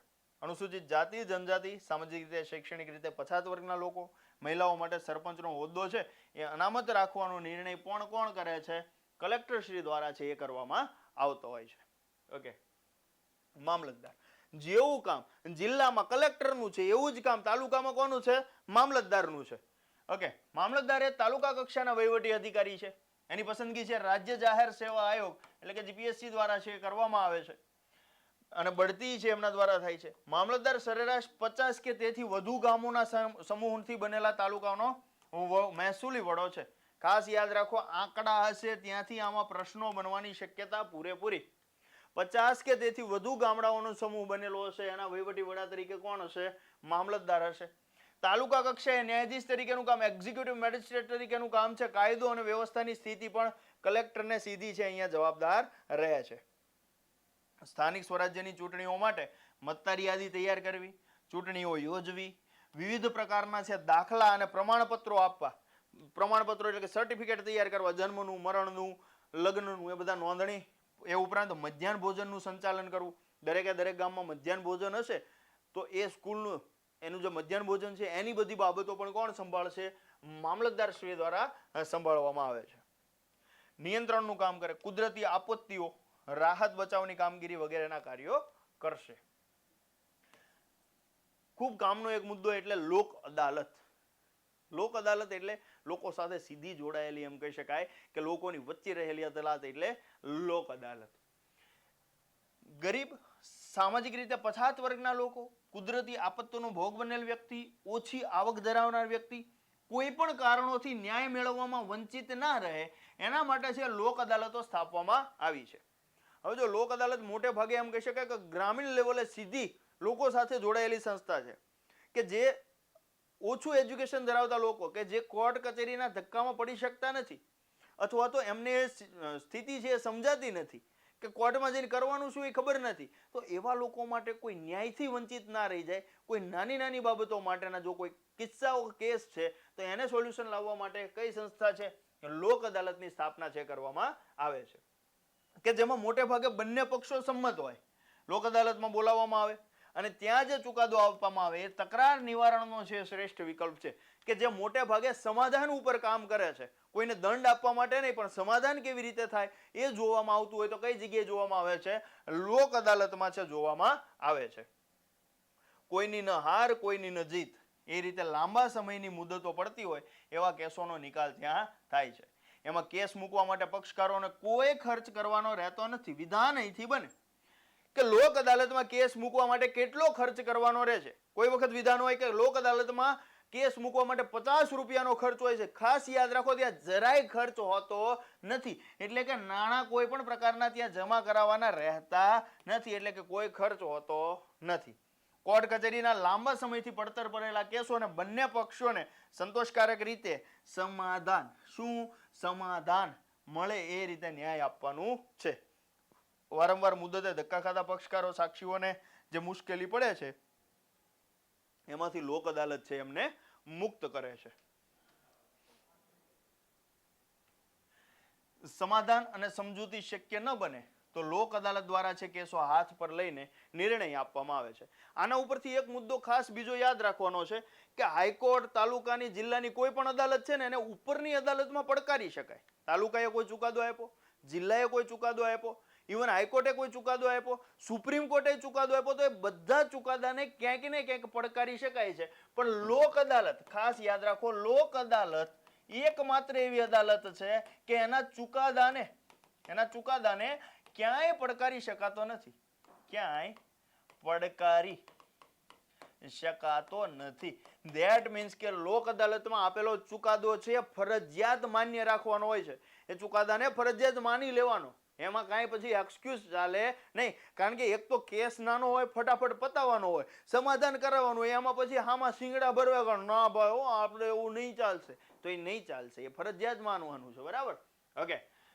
જે તમામ પક્ષકારોને માન્ય રહે, લોક અદાલતનો હુકમ છે અંતિમ રહે છે, એટલે કે એને ક્યાંય પડકારી શકાતો નથી. એનાથી છે વિવાદનો અંત આવે અને બંને પક્ષો છે એને ન્યાય મળે. જે ડખા ઝઘડા છે માણસો વચ્ચે એમાં સમાધાન થાય, નાના સમયનો બચાવ થાય. ગુજરાત કાનૂની સેવા સત્તામંડળ ગુજરાત હાઈકોર્ટ અમદાવાદ દ્વારા ગુજરાત રાજ્ય જિલ્લાઓમાં કાયમી લોક અદાલતની છે સ્થાપના કરવામાં આવેલી છે. કાયમી લોક અદાલતમાં કેસ દાખલ કરવા માટે અથવા કોઈ કાર્યવાહી કરવા માટે કોઈ પણ કોર્ટ ફી, ખાસ યાદ રાખો, 1 પણ રૂપિયો ત્યાં ભરવાનો થતો નથી. એ ફ્રીમાં કાર્યવાહી થશે. ઓકે. તો આ સરસ મજાનું જે આપણે આખું સ્ટ્રક્ચર માળખું ભણ્યા, ગ્રામીણ લેવલનું, તાલુકા લેવલનું, જિલ્લા લેવલનું, ત્યાર પછી નગરપાલિકા, મહાનગરપાલિકા, ત્યાર પછી મામલતદાર જોયા, કલેક્ટર જોયા, ત્યાર પછી લોક અદાલત જોઈ. આ બધા માળખામાંથી સરસ મજાના કાકા પેટર્ન સવાલો આપણે બનાવ્યા છે. એક લેવલ વાળા પ્રશ્નો છે, તમે આમ જોશો ને દિલ ખુશ થઈ જશે તમારું. એવા કાકા પેટર્ન સવાલો છે જે હવે આપણે સોલ્વ કરવા જઈ રહ્યા છીએ. અહીંયા એક સૂચના આપી દઉં તમને બધાને કે આ પ્રશ્નો સોલ્વ કરવા જ્યારે તમે બેસો ને તો પ્રશ્નને પહેલા એક વખત વિડીયો પોઝ કરીને પ્રશ્ન વાંચો આખો.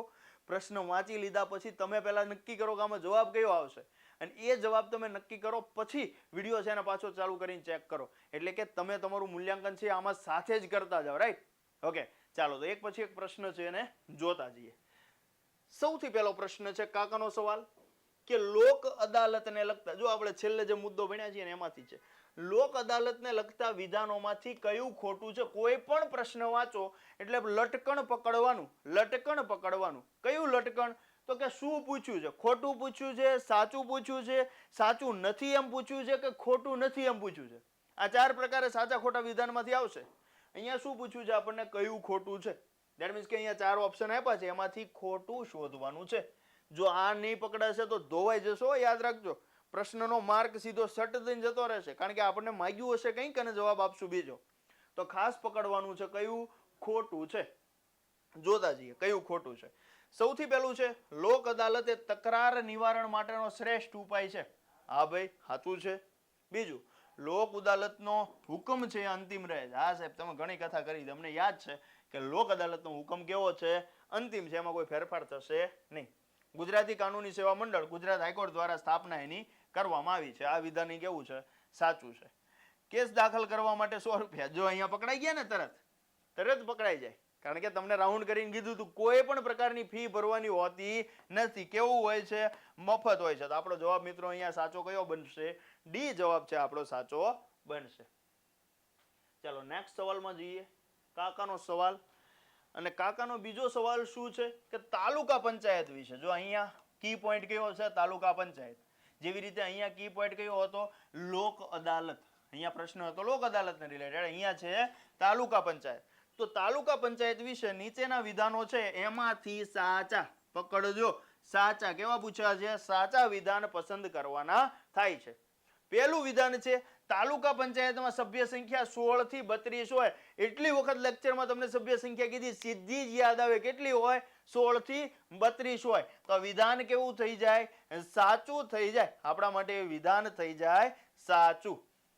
મહિલાઓ માટે 40% અનામત. ના ભાઈ ના હોય. 50%. કેટલા ટકા? 50%. સાહેબે કીધું હતું લેક્ચરમાં આનંદીબેનના કાર્યકાળ દરમિયાન આ 50% કરવામાં આવ્યા. પહેલા કેટલા હતા? 33% હતા. બધા માટે ફરજિયાત. Okay, good. તાલુકા પંચાયતમાં પ્રમુખ અને ઉપપ્રમુખની વરણી ચૂંટાયેલા સભ્યોમાંથી થાય છે. હાવ સાચું છે. તો અહીંયા જવાબ આપણા વિધાનો છે પહેલું અને ત્રીજું સાચું છે. તો જવાબ શું આવશે? સી છે આપણો જવાબ બને છે. જઈએ નેક્સ્ટ ક્વેશ્ચન ઉપર. ચાલો, સરસ મજાનો કાકાનો સવાલ આપણી સામે છે, ત્રીજા નંબરનો. હવે જો અહીંયા કી પોઈન્ટ કયો છે? ગ્રામ પંચાયત. કયો છે? ગ્રામ પંચાયત. ગ્રામ પંચાયત વિશે કેવું વિધાન, ખોટું વિધાન પકડવાનું છે. ગ્રામ પંચાયત વિશે ખોટું વિધાન છે ચેક કરવાનું થાય છે. પહેલું કે 500 થી લઈને 25,000 સુધીની વસ્તી છે ધરાવતું ગામ હોવું જોઈએ. હા, તો એમાં છે અલગ અલગ સભ્યોની નિમણૂક થઈ શકશે ને. 8 થી લઈને 16 સભ્યો આવશે ક્યાંથી? તો કે વસ્તી કેટલી હોવી જોઈએ? સૌથી પહેલા વસ્તી 500 થી લઈને 25,000 ની હોવી જોઈએ. બીજું, ઓછામાં ઓછા 8 સભ્યો, વધુ 16. આ તો હમણાં બોલી ગયો. તો આ કેવું છે? સાચું છે. ગ્રામ પંચાયતના વડાને કેવા કહેવાય? સરપંચ કહેવાય. વહીવટી વડા પૂછ્યા હોય કેવા કહેવાય? તલાટી મંત્રી કહેવાય. તો હવે જો આ 3 સાચા છે, ચોથું તો ઓટોમેટિક ખોટું થઈ જશે. છતાં જોઈ લે, ચૂંટણીમાં કોઈ પણ રાજકીય પક્ષના નિશાન સાથે લડી શકાય છે. ના ભાઈ, અહીંયા રાજકીય પક્ષ કોઈ પણ હોતો નથી. એ ઉપરાંત કોઈ રાજકીય ચિહ્ન પણ ત્યાં હોતું નથી. એ ઉપરાંત યાદ રાખવાનું કે આ ચૂંટણી છે કોણ કન્ડક્ટ કરાવશે? રાજ્ય ચૂંટણી પંચ કન્ડક્ટ કરાવવાનું છે. ઓકે, તો અહીંયા આપણો જવાબ કયો સાચો થઈ જશે? ડી. ત્યાર પછી નેક્સ્ટ ક્વેશ્ચન આપણી સામે છે ચોથો. નીચેના વિધાનો ચકાસો. એમાંથી કેવા શોધવાના છે? સાચા સવાલો છે શોધવાના છે. 4 વિધાનમાં, 3 વિધાનમાંથી. પહેલું વિધાન છે સ્થાનિક સ્વરાજ્યની સંસ્થાઓમાં સૌથી પાયાનું કામ છે ગ્રામ પંચાયતનું હોય છે. કેવું છે વિધાન? હા, સાચું છે સાહેબ. બીજું, ગ્રામ પંચાયતના વડાને સરપંચ કહે છે, જેની ચૂંટણી ગ્રામ પંચાયતમાં ચૂંટાયેલા સભ્યો કરે. નહીં સાહેબ, આવું હોય નહીં. એની ચૂંટણી કોણ કરે? આપણે બધા જઈએ મત આપવા. કેવો મત આપીએ? પ્રત્યક્ષ મતદાન કરીએ. તો બીજું કેવું થઈ જાય? ખોટું થઈ જાય. ત્યાર પછી ત્રીજું, ગ્રામ પંચાયતની ચૂંટણી કોઈ પણ રાજકીય પક્ષ દ્વારા લડી શકાય છે. ના ભાઈ, હજી સાહેબ તમે પાછલા સવાલમાં કીધું કે કોઈ રાજકીય પક્ષ ના હોય, કોઈ રાજકીય ચિહ્ન ના હોય. તો આમાંથી સાચા કેટલા છે? માત્ર ને માત્ર કેવા સાચા છે? એક સાચું છે. તો આપણો જવાબ આવશે એ. ત્યાર પછી જઈએ સરસ મજાના નેક્સ્ટ ક્વેશ્ચન ઉપર. ક્વેશ્ચન નંબર 5 શું છે? કાકાનો સવાલ છે 5મા નંબરનો. એમ કહે છે કે ભાઈ નીચેના વિધાન ચકાસો. આપણે ચકાસી લઈએ, પણ એમાં જોવાનું શું છે કે એમાં કયો સાચું છે. આ 4 માંથી કયું વિધાન સાચું છે એ શોધી કાઢવાનું છે. ચાલો જોઈએ. ગુજરાતમાં પંચાયતી રાજનું દ્વિસ્તરીય માળખું જોવા મળે છે. અત્યારે સાંભળતો એક પણ યોદ્ધો એમ ના કે દ્વિસ્તરીય છે. સાચું છે. કેમ? તો કે કેટલી વખત આપણે સમજ્યા કે ત્રિસ્તરીય છે. કેટલા સ્તરીય? 3. એટલે આ થઈ જશે ખોટું. ત્યાર પછી બીજું છે ગ્રામીણ સ્થાનિક સ્વરાજ્યની સંસ્થાઓમાં જિલ્લા પંચાયતનો સમાવેશ થતો નથી. ખોટું છે. થાય ભાઈ, અહીંયા થતું નથી એવું ન આવે, થાય છે. તો આ બંને વિધાન કેવા થઈ ગયા? ખોટા થઈ ગયા. ત્યાર પછી નગરપાલિકા અને મહાનગરપાલિકાનો સમાવેશ શહેરી સ્થાનિક સ્વરાજ્યની સંસ્થામાં થાય. આ વિધાન કેવું છે? સાચું છે. ચોથું, ભારતમાં પંચાયતી રાજની શરૂઆત રાજસ્થાન રાજ્યથી થયેલી. આ પણ કેવું છે? સાચું છે. તો આમાં ત્રીજું અને ચોથું સાચું છે. તો જવાબ આપણો આવશે મિત્રો બી. જવાબ બી છે આપણો સાચો ગણાશે. નેક્સ્ટ ક્વેશ્ચન ઉપર જોઈએ. પ્રશ્ન નંબર 6 તીર્થગ્રામ યોજના વિશે. શેના વિશે? તીર્થગ્રામ યોજના વિશેના વિધાનો છે ચકાસવાના છે. અને એમાંથી વિધાન ખોટા કયા કયા છે એ ચેક કરવાના છે. તીર્થગામ યોજનાના ખોટા વિધાન ચેક કરીને તમારે જણાવવાના છે કે શું આવશે જવાબ. ચાલો, આ યોજનાની શરૂઆત છે 21 જુલાઈ 2004-5 થી થઈ. તો કે ભાઈ આ સાચું છે સાહેબ, 2004-5 થી જુલાઈ મહિનામાં 21 તારીખથી થઈ. તમે કીધું હતું તારીખ યાદ રાખજો, અમે બધા તારીખ યાદ રાખી છે. તો પહેલું વિધાન સાચું છે. બીજું, જે ગામમાં છેલ્લા 3 વર્ષમાં કોઈ ગુનો નોંધાયેલો ન હોય એને આ યોજના લાભ મળે. નહીં સાહેબ નહીં, 3 વર્ષ નહીં. કેટલા વર્ષ? 5 વર્ષ કીધા હતા તમે. 5 3 વર્ષ હોય ત્યાં તો તીર્થગ્રામ આવે ને, સોરી પાવન ગામ આવે. કયું આવે? પાવન ગામ. ઓકે. અને ત્રીજું છે, પસંદ થયેલા ગામને જિલ્લા પંચાયતમાંથી ખાસ અનુદાન ફાળવવામાં આવે છે. ના ભાઈ, આ વિધાન કેવું છે? ઓકે, આ વિધાન પણ કેવું છે? ખોટું છે. તો વિધાન નંબર 2 અને વિધાન નંબર 3 બંને ખોટા છે. આપણું વિધાન ખાલી એક સાચું. જોવો જવાબ શું આવશે? માત્ર 3 અને 2. ત્યાર પછી મામલતદાર વિશે નીચેના વિધાનો ચકાસવાના છે અને આમાં શું મામલતદાર સાથે રિલેટેડ છે અને સાચું શું છે એ શોધવાનું છે. આપણને સરસ મજાના છે 4 વિધાનો આપવામાં આવ્યા છે. તો મામલતદાર વિશે વિધાનો જોઈ લઈએ. સૌથી પહેલા છે 50 કે તેથી વધુ ગામોના તાલુકાના મહેસૂલી વડા છે. વિધાન આપણું સાચું છે. સ્થાનિક સ્વરાજ્યની ચૂંટણીઓ માટે મતદાર યાદી તૈયાર કરાવે છે. આ કેવું છે? સાચું છે. મધ્યાહન ભોજન યોજનાનું સંચાલન કરે છે. એ પણ કેવું છે? સંપૂર્ણ સાચું છે. અને તાલુકા ન્યાયાધીશ તરીકે કલેક્ટરને સીધા જવાબદાર છે. મતલબ કે અહીંયા 4 વિધાન આપણને સ્પષ્ટપણે કેવા આપી દીધા છે? સાચા આપી દીધા છે મામલતદાર વિશેના. ઓકે, તો આપણો જવાબ કયો સાચો બની જશે? જવાબ નંબર ઓપ્શન નંબર સી છે એ આપણો સાચો જવાબ બનશે. નેક્સ્ટ આપણને સમરસ વિશે પ્રશ્ન પૂછ્યો છે. સમરસ ગ્રામ પંચાયત વિશે ખોટું વિધાન પસંદ કરવાનું છે. કેવું વિધાન પસંદ કરવાનું છે? ખોટું વિધાન પસંદ કરવાનું છે સમરસમાં. ચાલો, સૌથી પહેલું છે કે આ પંચાયતમાં ચૂંટણી થતી નથી. તો હા ભાઈ, એમાં ચૂંટણી કઈ થતી નથી. આ યોજના ગુજરાતમાં જુલાઈ 2001 થી આવી. ના સાહેબ, તમે યાદ રખાયું હતું ને, કીધું તું ઓક્ટોબર યાદ રાખજો. કયો યાદ રાખજો? ઓક્ટોબર મહિનો યાદ રખાયો હતો તમને. તો આ વિધાન નંબર 2 કેવું થઈ જશે? ખોટું. ત્રીજું છે, આ યોજનાનો ગ્રામ વિકાસ વિભાગ દ્વારા અમલમાં મૂકવામાં આવી. તો એ તો સાચું પાડવું જ પડશે. કેમ? તો કે ભાઈ આપણને ખોટું પૂછ્યું છે, એ આપણને ઓલરેડી મળી ગયું છે. ઓકે. પ્રશ્ન નંબર 9, નીચેના વિધાનોમાંથી ખોટું વિધાન પસંદ કરો. આના ફરતે ચક્કડું જ મારી દેવાનું સીધું. જે પકડવાનું છે એને ચક્કડું મારીને ફીટ કરી દેવાનું પહેલા કે ખોટું વિધાન. કેવું વિધાન? ખોટું વિધાન પસંદ કરવાનું છે. શું આપ્યું છે કે ભાઈ જિલ્લા પંચાયતના વહીવટી વડાને ડીડીઓ કહેવાય છે. હાવ સાચું છે. એની નિમણૂક છે એ રાજ્ય સરકાર કરે. એ સાચું છે સાહેબ. તાલુકા પંચાયત અને ગ્રામ પંચાયતની પ્રવૃત્તિઓનું સંચાલન જિલ્લા પંચાયત કરે છે અને કેન્દ્ર સરકારની સીધી યોજનાઓનો અમલ જિલ્લા પંચાયત કરાવે છે. તો આ અહીંયા વિધાન આપણું ખોટું થઈ જાય. કેન્દ્ર સરકાર નહીં આવશે, એની જગ્યાએ કોણ આવે? રાજ્ય સરકાર આવે. જો એક શબ્દ ખાસ પકડજો, આમાં સીધો જ માર્ક દોવાઈ જાય. જો અહીંયા કેન્દ્ર સરકાર ઉપર ફોકસ ના કરીએ, ઝડપથી વાંચવામાં ફ્લોમાં ખાલી સરકાર વાંચી નાખીએ તો પાટિયા કેવા થઈ જાય? ફિટ. પછી કાંઈ ભેગું થશે નહીં. એટલે એક શબ્દ ઉપર ફોકસ કરીને એને પકડતો જવાનો છે. ચાલો જઈશું નેક્સ્ટ ક્વેશ્ચન ઉપર. પ્રશ્ન નંબર છે 10, નીચેના વિધાનો ચકાસો. આ વિધાનોમાંથી આપણે ખોટું વિધાન છે એ ચકાસીને કહેવાનું છે કયું ખોટું છે. નીચેનામાંથી કયા ખોટા છે એ ચકાસવાના છે. પહેલું, ગુજરાતમાં પંચાયતી રાજનું 4 સ્તરીય માળખું. ના ભાઈ, કેટલા સ્તરીય? 3 સ્તરીય. રેવા દો ને ભાઈ, મજાક એમ થાય ને પેપરમાં આવો પ્રશ્ન આવે તો કે ભાઈ 3 સ્તરીય જ આવે, 4 સ્તર થોડું હોય. ઊંઘમાંથી હવે યોદ્ધાઓને ઉઠાડીને પૂછો તો એ જવાબ આપે કે સાહેબ 3 સ્તરીય જ આવે, 4 વાર સ્તર કઈ આવે નહીં. સ્થાનિક પ્રતિનિધિઓ દ્વારા વહીવટ થાય તેને સ્થાનિક સ્વરાજ્યની સંસ્થા કહેવાય. આ હતું છે ભાઈ. સ્થાનિક સ્વરાજ્યની સરકાર, એમાં ગ્રામ સભાનો સમાવેશ થાય? ના થઈ ભાઈ, ગ્રામ સભાનો સમાવેશ એમાં થાય નહીં. ભારતમાં પંચાયતી રાજની શરૂઆત છે બગાદર જિલ્લાના નાગોર ગામથી. ના ભાઈ, ઊંધું થઈ ગયું ને, નાગોર જિલ્લાના બગદરી ગામથી થયું. તો આ વિધાન કેવું થઈ જશે? ખોટું. તો આપણું અહીંયા વિધાન એકમાત્ર સાચું કયું છે? 2. પણ આપણને પૂછ્યું છે શું? ખોટું. તો ખોટા કયા થાય? પહેલું, ત્રીજું અને ચોથું. તો આપણો જવાબ આવશે ડી. સાચો જવાબ આપણો અહીંયા બનશે. ચાલો નેક્સ્ટ ઉપર જોઈએ. કાકાનો સવાલ 11મા નંબરનો. વિધાન ચકાસવાના છે અને એમાં શું ચકાસવાનું છે? સાચું પકડવાનું છે. સાચા વિધાન કયા છે એ પકડવાના થાય છે. ચાલો જોતા જઈએ. ગ્રામીણ સ્થાનિક સ્વરાજ્યની સરકારમાં જિલ્લા પંચાયતનો સમાવેશ થતો નથી. ગ્રામીણ સ્વાભાવિક છે, ગ્રામીણ છે તો એમાં જિલ્લા પંચાયત આવશે? જિલ્લા પંચાયત એમાં ભેગું થાય નહીં. રાજસ્થાનમાં પંચાયતી રાજની શરૂઆત 1 એપ્રિલ 1963 થી થઈ. ના ભાઈ, ક્યારથી થઈ છે? 2 ઓક્ટોબર થી થઈ. તો આ વિધાન કેવું થઈ જાય? ખોટું. પંચાયતી રાજમાં સૌથી મહત્વનું એકમ ગ્રામ પંચાયત છે. આ સાચું છે. આ કેવું છે? સાચું છે.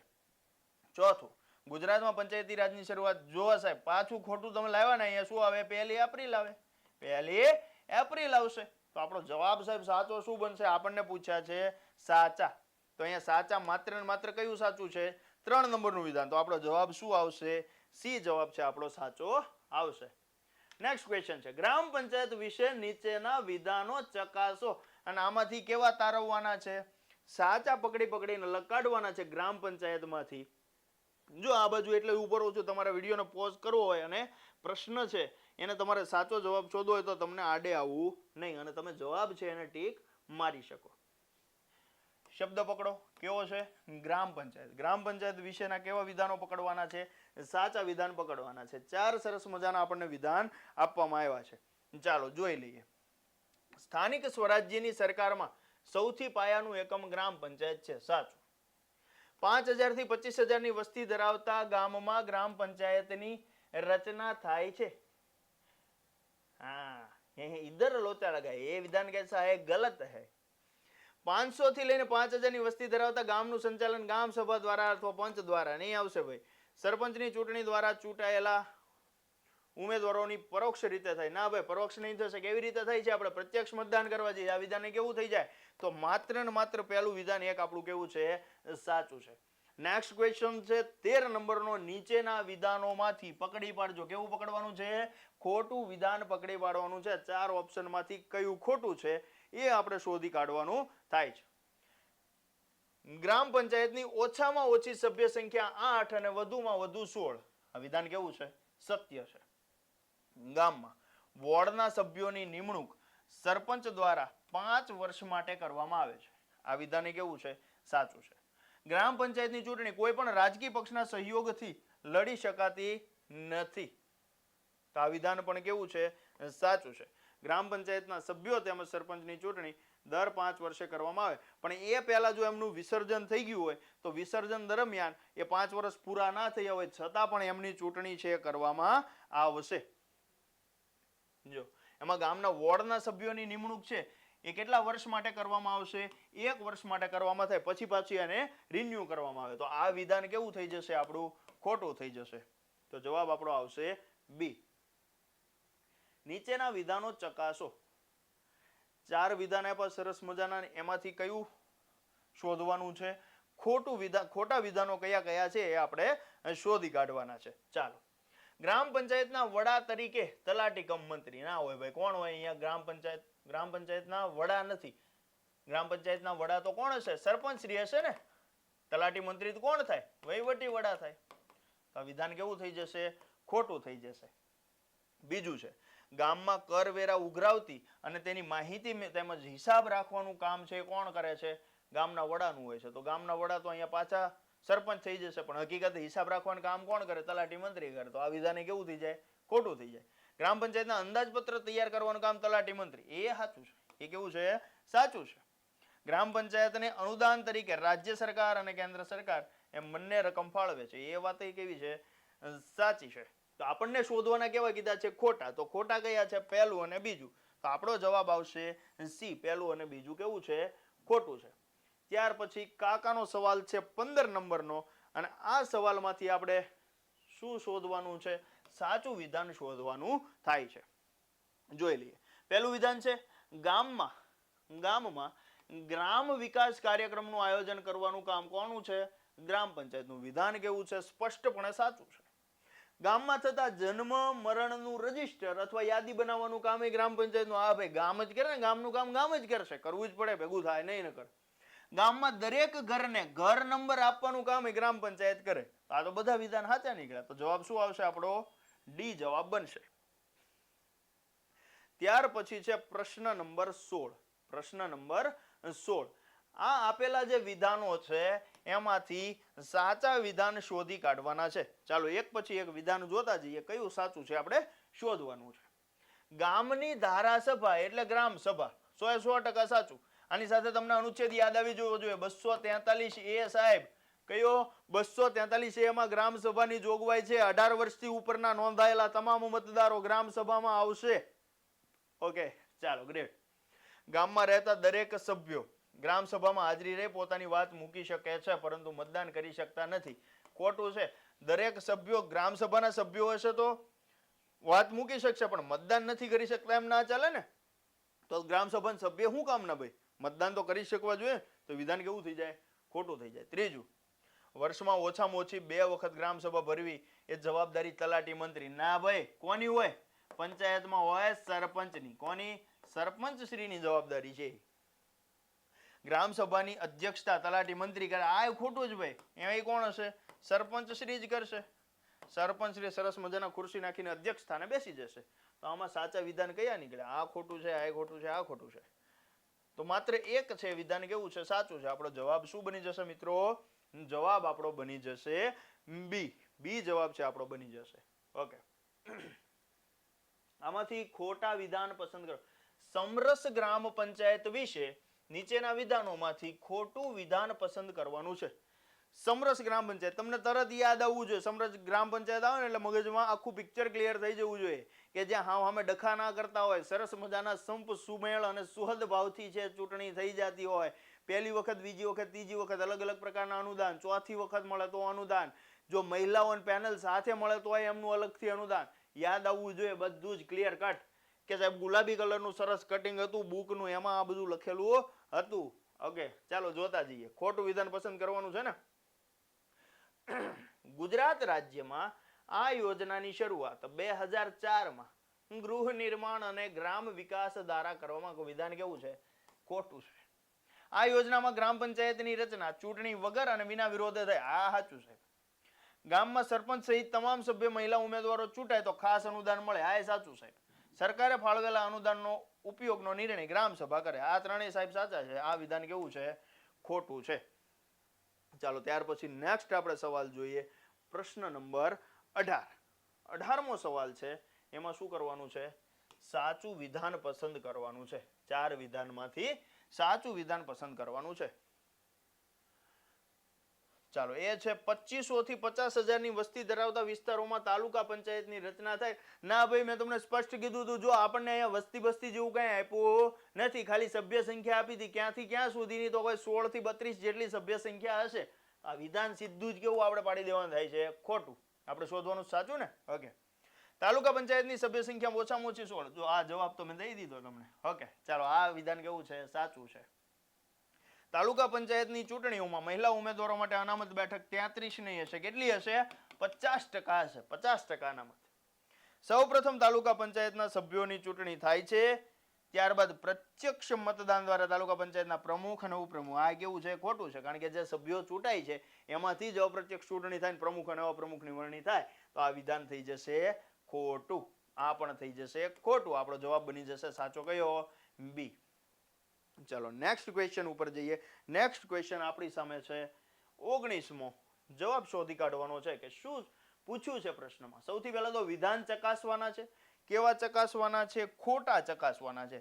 કયા કયા વિધાન આપણને ખોટા પાડ્યા છે એ ચકાસી લેવાના થાય છે. ચાલો પહેલું વિધાન, તાલુકા પંચાયતના વહીવટી વડાને તાલુકા વિકાસ અધિકારી એટલે કે TDO કહેવાય. વિધાન કેવું છે? સંપૂર્ણ સત્ય છે. બીજું, તાલુકા વિકાસ અધિકારીને નિમણૂક કેન્દ્ર સરકાર દ્વારા લેવામાં આવતી વિવિધ. ના ભાઈ કોણ કરશે? જીપીએસસી દ્વારા થાય. આ વિધાન કેવું થઈ જાય? ખોટું થઈ જાય. તાલુકા પંચાયતના વિવિધ ઠરાવોનો અમલ કરાવવાનું કામ તાલુકા પંચાયતના પ્રમુખનું છે. ના ભાઈ કેવું છે? ખોટું છે. ત્યાં કોણ આવી જશે? TDO આવી જશે. તાલુકા પંચાયતના વાર્ષિક અંદાજપત્ર તૈયાર કરવાનું કામ પ્રમુખ દ્વારા બનાવાયેલી કારોબારી નહીં. ત્યાં કોણ આવશે? TDO આવશે. તો આપણો સાચો જવાબ શું છે? પૂછ્યું છે કે ખોટું પૂછ્યું છે? ખોટું પૂછ્યું હોય તો 2, 3 અને 4 કેવા છે? ખોટા છે. તો આપણો જવાબ આવશે જવાબ નંબર બી. બી આપણો સાચો જવાબ બનશે. ત્યાર પછી નેક્સ્ટ સવાલ જોઈએ. શું પ્રશ્ન પૂછ્યો છે? પ્રશ્ન પૂછ્યો છે કે નીચેના વિધાનો ચકાસો. નીચેના વિધાનો ચકાસવાના, એમાંથી આપણે સાચા શોધવાના છે. કયા શોધવાના છે? સાચા શોધવાના છે. જોઈએ, ગ્રામ્ય માર્ગો બનાવવાનું તેમજ તેની જાળવણી કરવાનું કામ ગ્રામ પંચાયતની વિકાસ સમિતિ કરે છે. ના ભાઈ, કોણ કરે છે? જિલ્લાની વિકાસ સમિતિ અને તાલુકાની વિકાસ સમિતિ કરે ને તો આ વિધાન કેવું થઈ જાય? ખોટું થઈ જાય. ગામમાં તેમજ તાલુકાઓમાં પ્રાથમિક શાળાની સ્થાપના કરવાનું કામ તાલુકા પંચાયતનું. આ વિધાન સાચું છે ભાઈ. તાલુકા કક્ષાએ ખેતીવાડીની સુધારણાનું આયોજન અને કાર્યક્રમો તાલુકા પંચાયત કરે છે. આ વિધાન કેવું થઈ જાય? સાચું થઈ જાય. ચોથું છે, તાલુકા પંચાયતના તમામ કર્મચારીઓ ઉપર દેખરેખ અને એમનું નિયંત્રણ છે તાલુકા પંચાયત ઉપપ્રમુખનું છે. ના ભાઈ, કોનું છે? પ્રમુખનું છે. તો આ વિધાન કેવું થાય? ખોટું થાય. આપણને પૂછ્યું છે સાચા વિધાન, સાચું છે બીજું અને ત્રીજું, તો આપણો જવાબ આવશે સી. માત્ર 2 અને 3 કેવા છે? સાચા છે. ચાલો નેક્સ્ટ સવાલ ઉપર જઈએ. નેક્સ્ટ સવાલ આપણી સામે ડિસ્પ્લે ઉપર છે અને એમાં આપણને એક યોજના પૂછવામાં આવી છે કે નીચે આપેલા વિધાનો કઈ યોજનાનું નિર્દેશ કરે છે. આ યોજના આપણે જાણી કાઢવાની છે વિધાન વાંચીને, કે છેલ્લા 5 વર્ષમાં ગામમાં કોઈ ગુનો ન નોંધાયો હોય. 5 વર્ષ આવે ને ત્યાં તમારા મગજમાં ક્લિક થઈ જવું જોઈએ, સાહેબ આ તીર્થ ગ્રામ જ છે. કઈ છે? તીર્થગ્રામ. બીજી એક યોજના 5 વર્ષની વાત જ નથી થતી. ક્યાંક થાય છે 3 વર્ષની, ક્યાંક બીજે અલગ અલગ થાય. 5 વર્ષનું એક જ જગ્યાએ થાય. ક્યાં થાય? તીર્થગ્રામ. ચાલો હજી જોઈ લઈએ બીજું શું છે. ગામમાં કેફી દ્રવ્યો વેચાણ ઉત્પાદન થતું હોય નહીં, મતલબ દારૂ, ગાંજો, કાકવી એવું બધું છે એ ના વેચાતું હોય. ગામમાં કલ્યા કેળવણીનો દર ઊંચો હોવો જોઈએ. ગામમાં અપવ્યયનો દર છે એ નીચો હોવો જોઈએ. તો આપણને સ્પષ્ટ ખબર પડી જાય કઈ છે. આપણો જવાબ શું આવશે? બી આવશે. તીર્થગ્રામ યોજના છે આપણો જવાબ આવશે. ચાલો, ત્યાર પછી આમાંથી શોધી કાઢવાનું છે કેવું વિધાન? ખોટું વિધાન શોધવાનું છે. કયું વિધાન ખોટું છે એ શોધવાનું છે. ચાલો, પહેલું તીર્થ. અહીંયા શું લખ્યું છે? તીર્થ. તીર્થગ્રામ યોજનાની શરૂઆત ગુજરાતમાં 21 જુલાઈ 2004-5 થી થઈ. આ વાંચું છે. તીર્થગ્રામ યોજનામાં પસંદ થયેલા ગામને અનુદાન જિલ્લા પંચાયત. ના ભાઈ, જિલ્લા પંચાયત નહીં આપશે. કોણ આપશે? રાજ્ય સરકાર આપશે. કોણ આપશે? રાજ્ય સરકાર દ્વારા એમને છે અનુદાન આપવામાં આવે. તો આપણો જવાબ તો મળી ગયો. ચાલો જોઈ લઈએ છતાં બાકીના 2 વિધાનો શું કે છે. આ યોજનામાં છેલ્લા 3 વર્ષમાં કોઈ ગુનો ન નોંધેલો હોવો જોઈએ. સાચી વાત છે.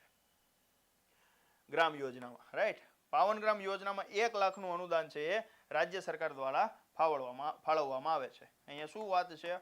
પાવન ગ્રામ યોજનાની વાત છે કે પાવન ગ્રામ યોજનામાં કેટલા વર્ષ સુધી ગુનો? 3 વર્ષ સુધી. જો તીર્થગ્રામ પૂછે, તીર્થગ્રામ યોજના પૂછે, તીર્થગ્રામ, તો યાદ રાખવાનું ત્યાં કેટલા વર્ષ છે? 5 વર્ષ છે. પાવન ગ્રામમાં 3 વર્ષની વાત છે.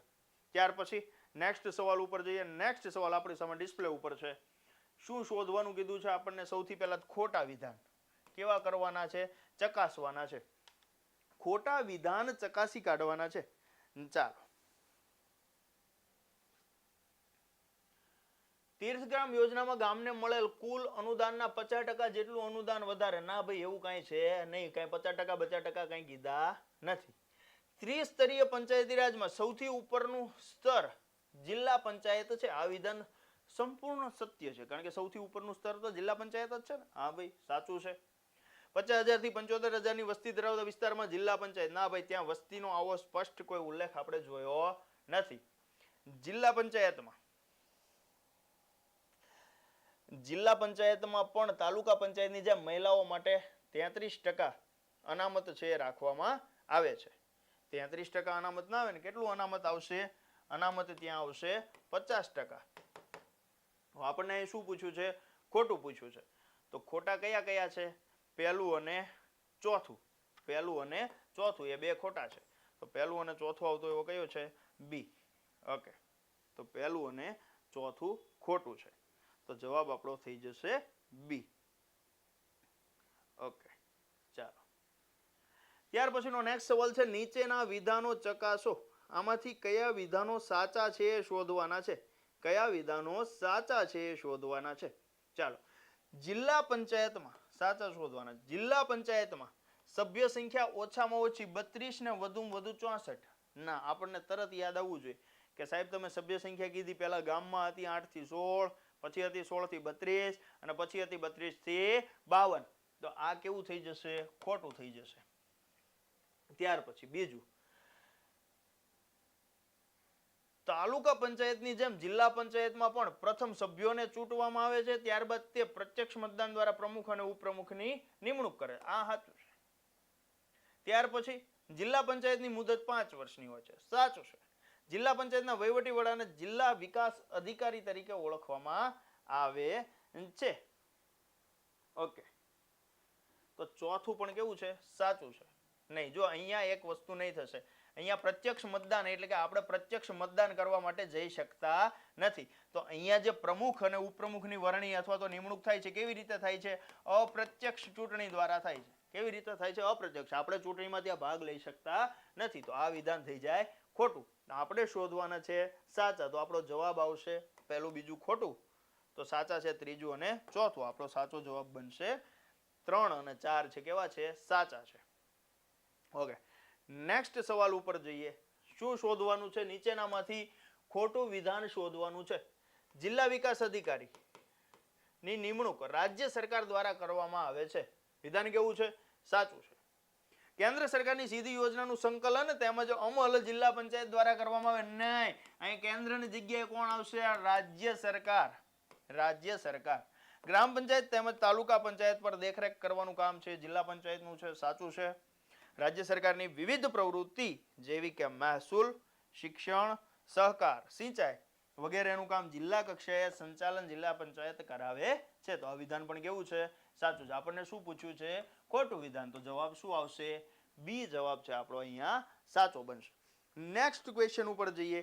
તો નેક્સ્ટ ક્વેશ્ચનમાં શું પૂછ્યું છે? નીચેના પૈકી કોનો સમાવેશ જિલ્લા પંચાયતના અધિકારીઓમાં થતો નથી? જો નીચે આપણને નામોનું લિસ્ટ આપ્યું, 6 નામ આપ્યા છે, એમાંથી કોણ છે જિલ્લા પંચાયતમાં નથી આવતા એ શોધી કાઢવાનું છે. એક પછી એક જોતા જઈએ. જિલ્લા આરોગ્ય અધિકારી આવશે ભાઈ? તો કે આવશે. નાયબ કાર્યપાલક ઇજનેર આવશે. જિલ્લા સમાજ કલ્યાણ અધિકારી આવશે. જિલ્લા પ્રાથમિક શિક્ષણ અધિકારી આવશે. મામલતદાર નહીં, ક્યાં આવશે? એ તાલુકામાં આવશે. નાયબ મામલતદાર એ પણ ક્યાં આવશે? તાલુકામાં આવશે. તો આપણો અહીંયા જવાબ સાચો શું બને? માત્ર 4 અને 6 કે જેનો સમાવેશ અહીંયા થતો નથી.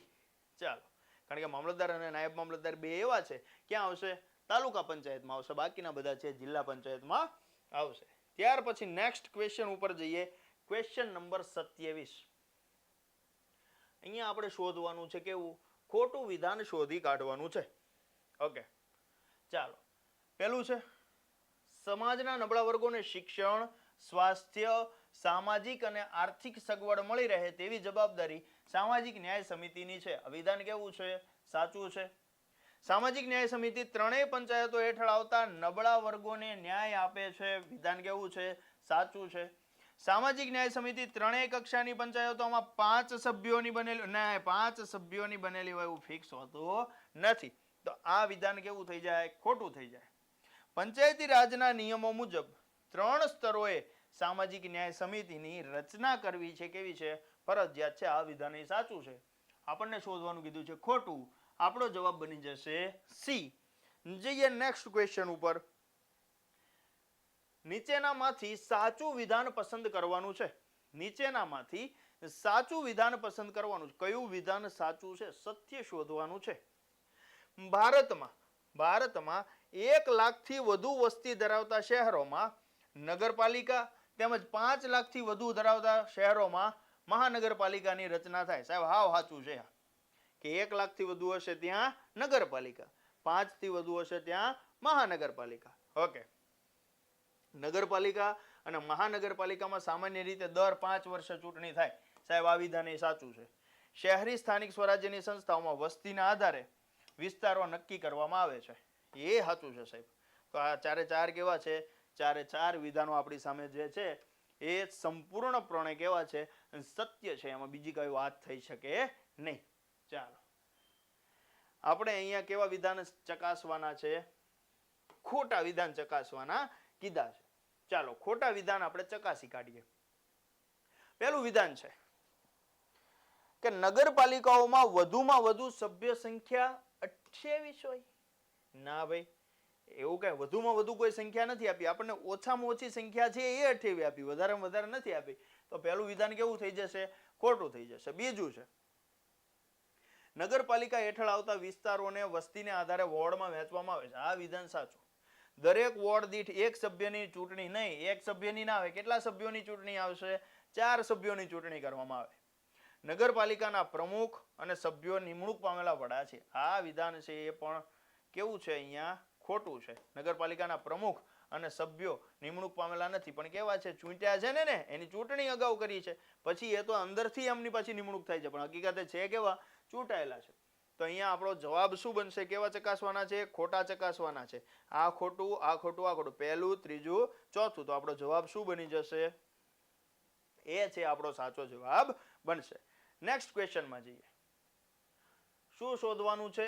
નીચેનામાંથી ખોટા વિધાનો ચકાસવાના છે. નીચેનામાંથી ખોટા વિધાનો છે એ ચકાસવાના છે. ચાલો એક પછી એક વિધાન જોતા જઈએ કાકા પેટર્ન સવાલના, કે કયા કયા વિધાન છે અહીંયા આપણને ખોટા આપવામાં આવ્યા છે. ચાલો, નગરપાલિકાના વડાને, નગરપાલિકાના વહીવટી વડાને ચીફ ઓફિસર કહેવાય. વિધાન કેવું છે? સંપૂર્ણપણે સત્ય છે. ચીફ ઓફિસરની નિમણૂક કેન્દ્ર સરકાર દ્વારા લેવામાં આવતી સ્પર્ધાત્મક પરીક્ષાઓ દ્વારા કરવામાં આવે છે. ના ભાઈ, એવું કાંઈ હોતું નથી. તો વિધાન કેવું થઈ જાય? ખોટું થઈ જાય. શહેરમાં થતા જન્મ મરણ અને લગ્નની નોંધણીનું કામ નગરપાલિકા દ્વારા થાય છે. નગરપાલિકાના પ્રમુખનો કાર્યક્રમ નહીં, કાર્યકાળ આવશે. શું આવશે? કાર્યકાળ કેટલો છે? 2.5 વર્ષનો. એ વિધાન કેવું છે? સાચું છે. તો આપણો જવાબ મિત્રો અહીંયા કેટલો બની જશે? આપણો જવાબ 30મા સવાલમાં બની જશે જવાબ બી. ઓપ્શન બી છે એ ખોટો છે. હવે નેક્સ્ટ ક્વેશ્ચન ઉપર જઈએ. નેક્સ્ટ ક્વેશ્ચનમાં શોધવાનું શું છે આપણે? તો કે મહાનગરપાલિકા વિશે નીચેના વિધાનો ચકાસવાના છે અને એમાંથી ખોટું વિધાન કયું છે એ ચેક કરવાનું છે. કયું વિધાન? ખોટું વિધાન ચેક કરવાનું છે. ચાલો 4 વિધાન છે, જોઈ લઈએ એક એકને. પહેલું છે મહાનગરપાલિકાના સભ્યોને કાઉન્સિલર તરીકે ઓળખવામાં આવે છે. વિધાન સાચું છે. મહાનગરપાલિકાના વડાને મેયર તરીકે ઓળખવામાં આવે છે. આ વિધાન પણ કેવું છે? સાચું છે. મહાનગરપાલિકાનું સંચાલન વિવિધ વોર્ડ દ્વારા કરવામાં આવે છે. એ પણ સાચું છે. મહાનગરપાલિકાનો દર 75,000ની વસ્તી એક વોર્ડમાં વહેંચવામાં આવે. ધેટ મીન્સ કે ખોટું આમાં કયું છે? એક પણ ખોટું નથી. 4 વિધાન કેવા છે આપણી સામે? જે 4 વિધાન છે એ 4 સંપૂર્ણપણે કેવા છે? સત્ય વિધાનો છે.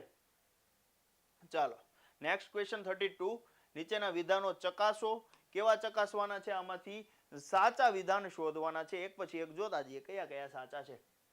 મહાનગરપાલિકામાં દરેક વોર્ડમાં 4 સભ્યો હોય છે, જેમાં 50% મહિલા અનામત હોય. આ વિધાન સાચું છે.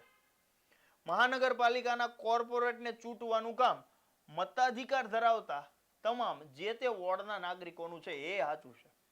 મહાનગરપાલિકાના મેયરનો કાર્યકાળ 2.5 વર્ષનો. સાચું છે. મહાનગરપાલિકાના વહીવટી વડા તરીકે મ્યુનિસિપલ કમિશનરની નિમણૂક રાજ્ય સરકાર દ્વારા. આ સાચું છે. આપણને શું શોધવાનું કીધું? સાચું જ કીધું. મતલબ કેટલા સાચા છે? બધા સાહેબ સબરખી સાચા. 4 કેવા છે? બધા કેવા છે? સાચા છે. Next question. અને નેક્સ્ટ ક્વેશ્ચનમાં શું ચકાસવાનું છે? ખોટા નથી. જો એન્ટી કયું ખોટા નથી. ધેટ મીન્સ કે આપણને કેવા શોધવાના કીધા છે? સાચા શોધવાના કીધા છે. સાચા શોધવાના કીધા છે. ચાલો, જિલ્લાના વહીવટી વડા તરીકે કલેક્ટરની નિમણૂક રાજ્ય સરકાર દ્વારા કરવામાં આવે છે. કેવું છે? સાચું. કલેક્ટરની પસંદગી કેન્દ્રીય જાહેર સેવા આયોગ એટલે કે યુપીએસસી દ્વારા કરવામાં આવે છે. એ વિધાન કેવું છે? સાચું. કલેક્ટર તેમના હોદ્દાની રૂએ જિલ્લાના ન્યાયાધીશ તરીકેની કામગીરી. સાવ સાચું. સાહેબ તમે ભણાવતા હતા ત્યારે કીધું હતું, ડીએમ કીધું હતું, ડિસ્ટ્રિક્ટ મેજિસ્ટ્રેટ. બરાબર, તો સાચું છે. ચોથું છે જિલ્લામાં વહીવટી વ્યવસ્થા જાળવવાનું કામ પણ કોનું છે? કલેક્ટરનું. ખોટા નથી. ધેટ મીન્સ કે સાચા શોધવાના. કેટલા સાચા? 4 એટલે જવાબ આપણો શું આવશે? ડી. 4 વિધાનો કેવા છે? સાચા છે. ત્યાર પછી નેક્સ્ટ ક્વેશ્ચન છે 34 નંબરનો. શું પ્રશ્ન પૂછ્યો છે? કલેક્ટરની સત્તાઓ બાબતે નીચેનામાંથી કેવું વિધાન પસંદ કરવાનું છે? ખોટું વિધાન પસંદ કરવાનું છે. કલેક્ટરની સત્તાઓમાંથી ખોટું વિધાન છે પસંદ કરવાનું છે. જોતા જઈએ એક પછી એક. પહેલું છે જિલ્લા આયોજન સમિતિના સચિવ તરીકે ફરજ બજાવે છે. આ વિધાન કેવું છે? સત્ય છે. ગ્રામ પંચાયતની સભ્ય સંખ્યા નક્કી કરે છે તેમજ ગ્રામ પંચાયતની અનામત બેઠકોની ફાળવણી કરે. આ સાચું સાહેબ. ગ્રામ પંચાયતની ચૂંટણી કરાવવાની સત્તા, ના ભાઈ આ સાચું નથી જરાય સાહેબ. આ ચૂંટણી કોણ કરાવશે? રાજ્ય ચૂંટણી પંચ કરાવે. કોણ કરાવે? રાજ્ય ચૂંટણી પંચ. એમાં કલેક્ટરથી કંઈ થશે નહીં. તો વિધાન સી કેવું છે? ખોટું છે. એસસી એસટી ઓબીસી તેમજ મહિલા અનામત માટે સરપંચનો હોદ્દો અનામત રાખવાનું કામ એ કોનું છે? કલેક્ટર સાહેબ શ્રીનું છે. ત્યાર પછી સરસ મજાનો 35મો સવાલ આપણી સામે છે. નીચેના વિધાનો ચકાસો. કેવા ચકાસવાના છે? આમાંથી કેવા કાઢવાના છે? ખોટા વિધાન છે એ શોધી કાઢવાના છે. ચાલો એક પછી એક જોતા જઈએ. મામલતદાર એ તાલુકા કક્ષાના વહીવટી અધિકારી છે. વિધાન કેવું છે? સાચું છે. ત્યાર પછી મામલતદારની પસંદગી રાજ્ય જાહેર સેવા આયોગ દ્વારા કરવામાં આવે છે. આ વિધાન પણ મિત્રો કેવું છે? સંપૂર્ણપણે સત્ય છે. મામલતદાર સરેરાશ 50 કે તેથી વધુના ગામોનો સમૂહના બનેલા તાલુકાના મહેસૂલી વડા છે. 50 કે તેથી વધુ ગામોના સમૂહના બનેલા મહેસૂલી વડા છે. આ વિધાન પણ કેવું છે? સંપૂર્ણ સત્ય છે. મામલતદાર પોતાની હોદ્દાની રૂએ તાલુકા ન્યાયાધીશ તરીકેની ફરજ બજાવી શકે છે. જો અહીંયા લખ્યું છે હોદ્દાની રૂએ. શું છે? હોદ્દાની રૂએ તાલુકા ન્યાયાધીશ તરીકેની ફરજ બજાવી શકે છે. તો એ વિધાન પણ કેવું છે? સાચું છે. આપણને પૂછ્યા જ કેવા? ખોટા. તો ખોટું એક પણ છે નહીં. ખોટું એક પણ નથી. તો આપણો જવાબ શું આવશે? એક પણ નહીં. ચાલો તો આ હતા કાકા પેટર્નના સરસ મજાના સવાલો. તો મિત્રો આપણે સરસ મજાનું આખું એમ કહી શકાય કે સ્થાનિક સ્વરાજ્યની સંસ્થાઓમાં ગ્રામ પંચાયત, તાલુકા પંચાયત અને જિલ્લા પંચાયત ભણ્યા. ત્યાર પછી નગરપાલિકા અને મહાનગરપાલિકા ભણ્યા અને એના સરસ મજાના છે 30 થી લઈને 35 જેટલા પ્રશ્નો છે આપણે એની ચર્ચા કરી. આ સરસ મજાના પ્રશ્નો એવા છે કે આમાંથી બેઠા વિધાન સ્વરૂપે પૂછાઈ શકે ને એવા પ્રશ્નો છે આપણે એલિટ ભેગા કરીને સરસ મજાના બનાવ્યા છે. તો આશા રાખું કે તમને આમાં ઘણું બધું છે નવું જાણવા મળ્યું હશે. હજુ પાછા ફરીથી આની આ સિરીઝમાં આપણે મસ્ત મજાના કન્ટેન્ટ સાથે આવા જ જોરદાર સવાલો સાથે મળતા રહેવાના છીએ. ફરીથી મળીએ નવા વિડીયોમાં નવી માહિતી સાથે. ત્યાં સુધી જય હિન્દ, જય ભારત, ભારત માતા કી જય.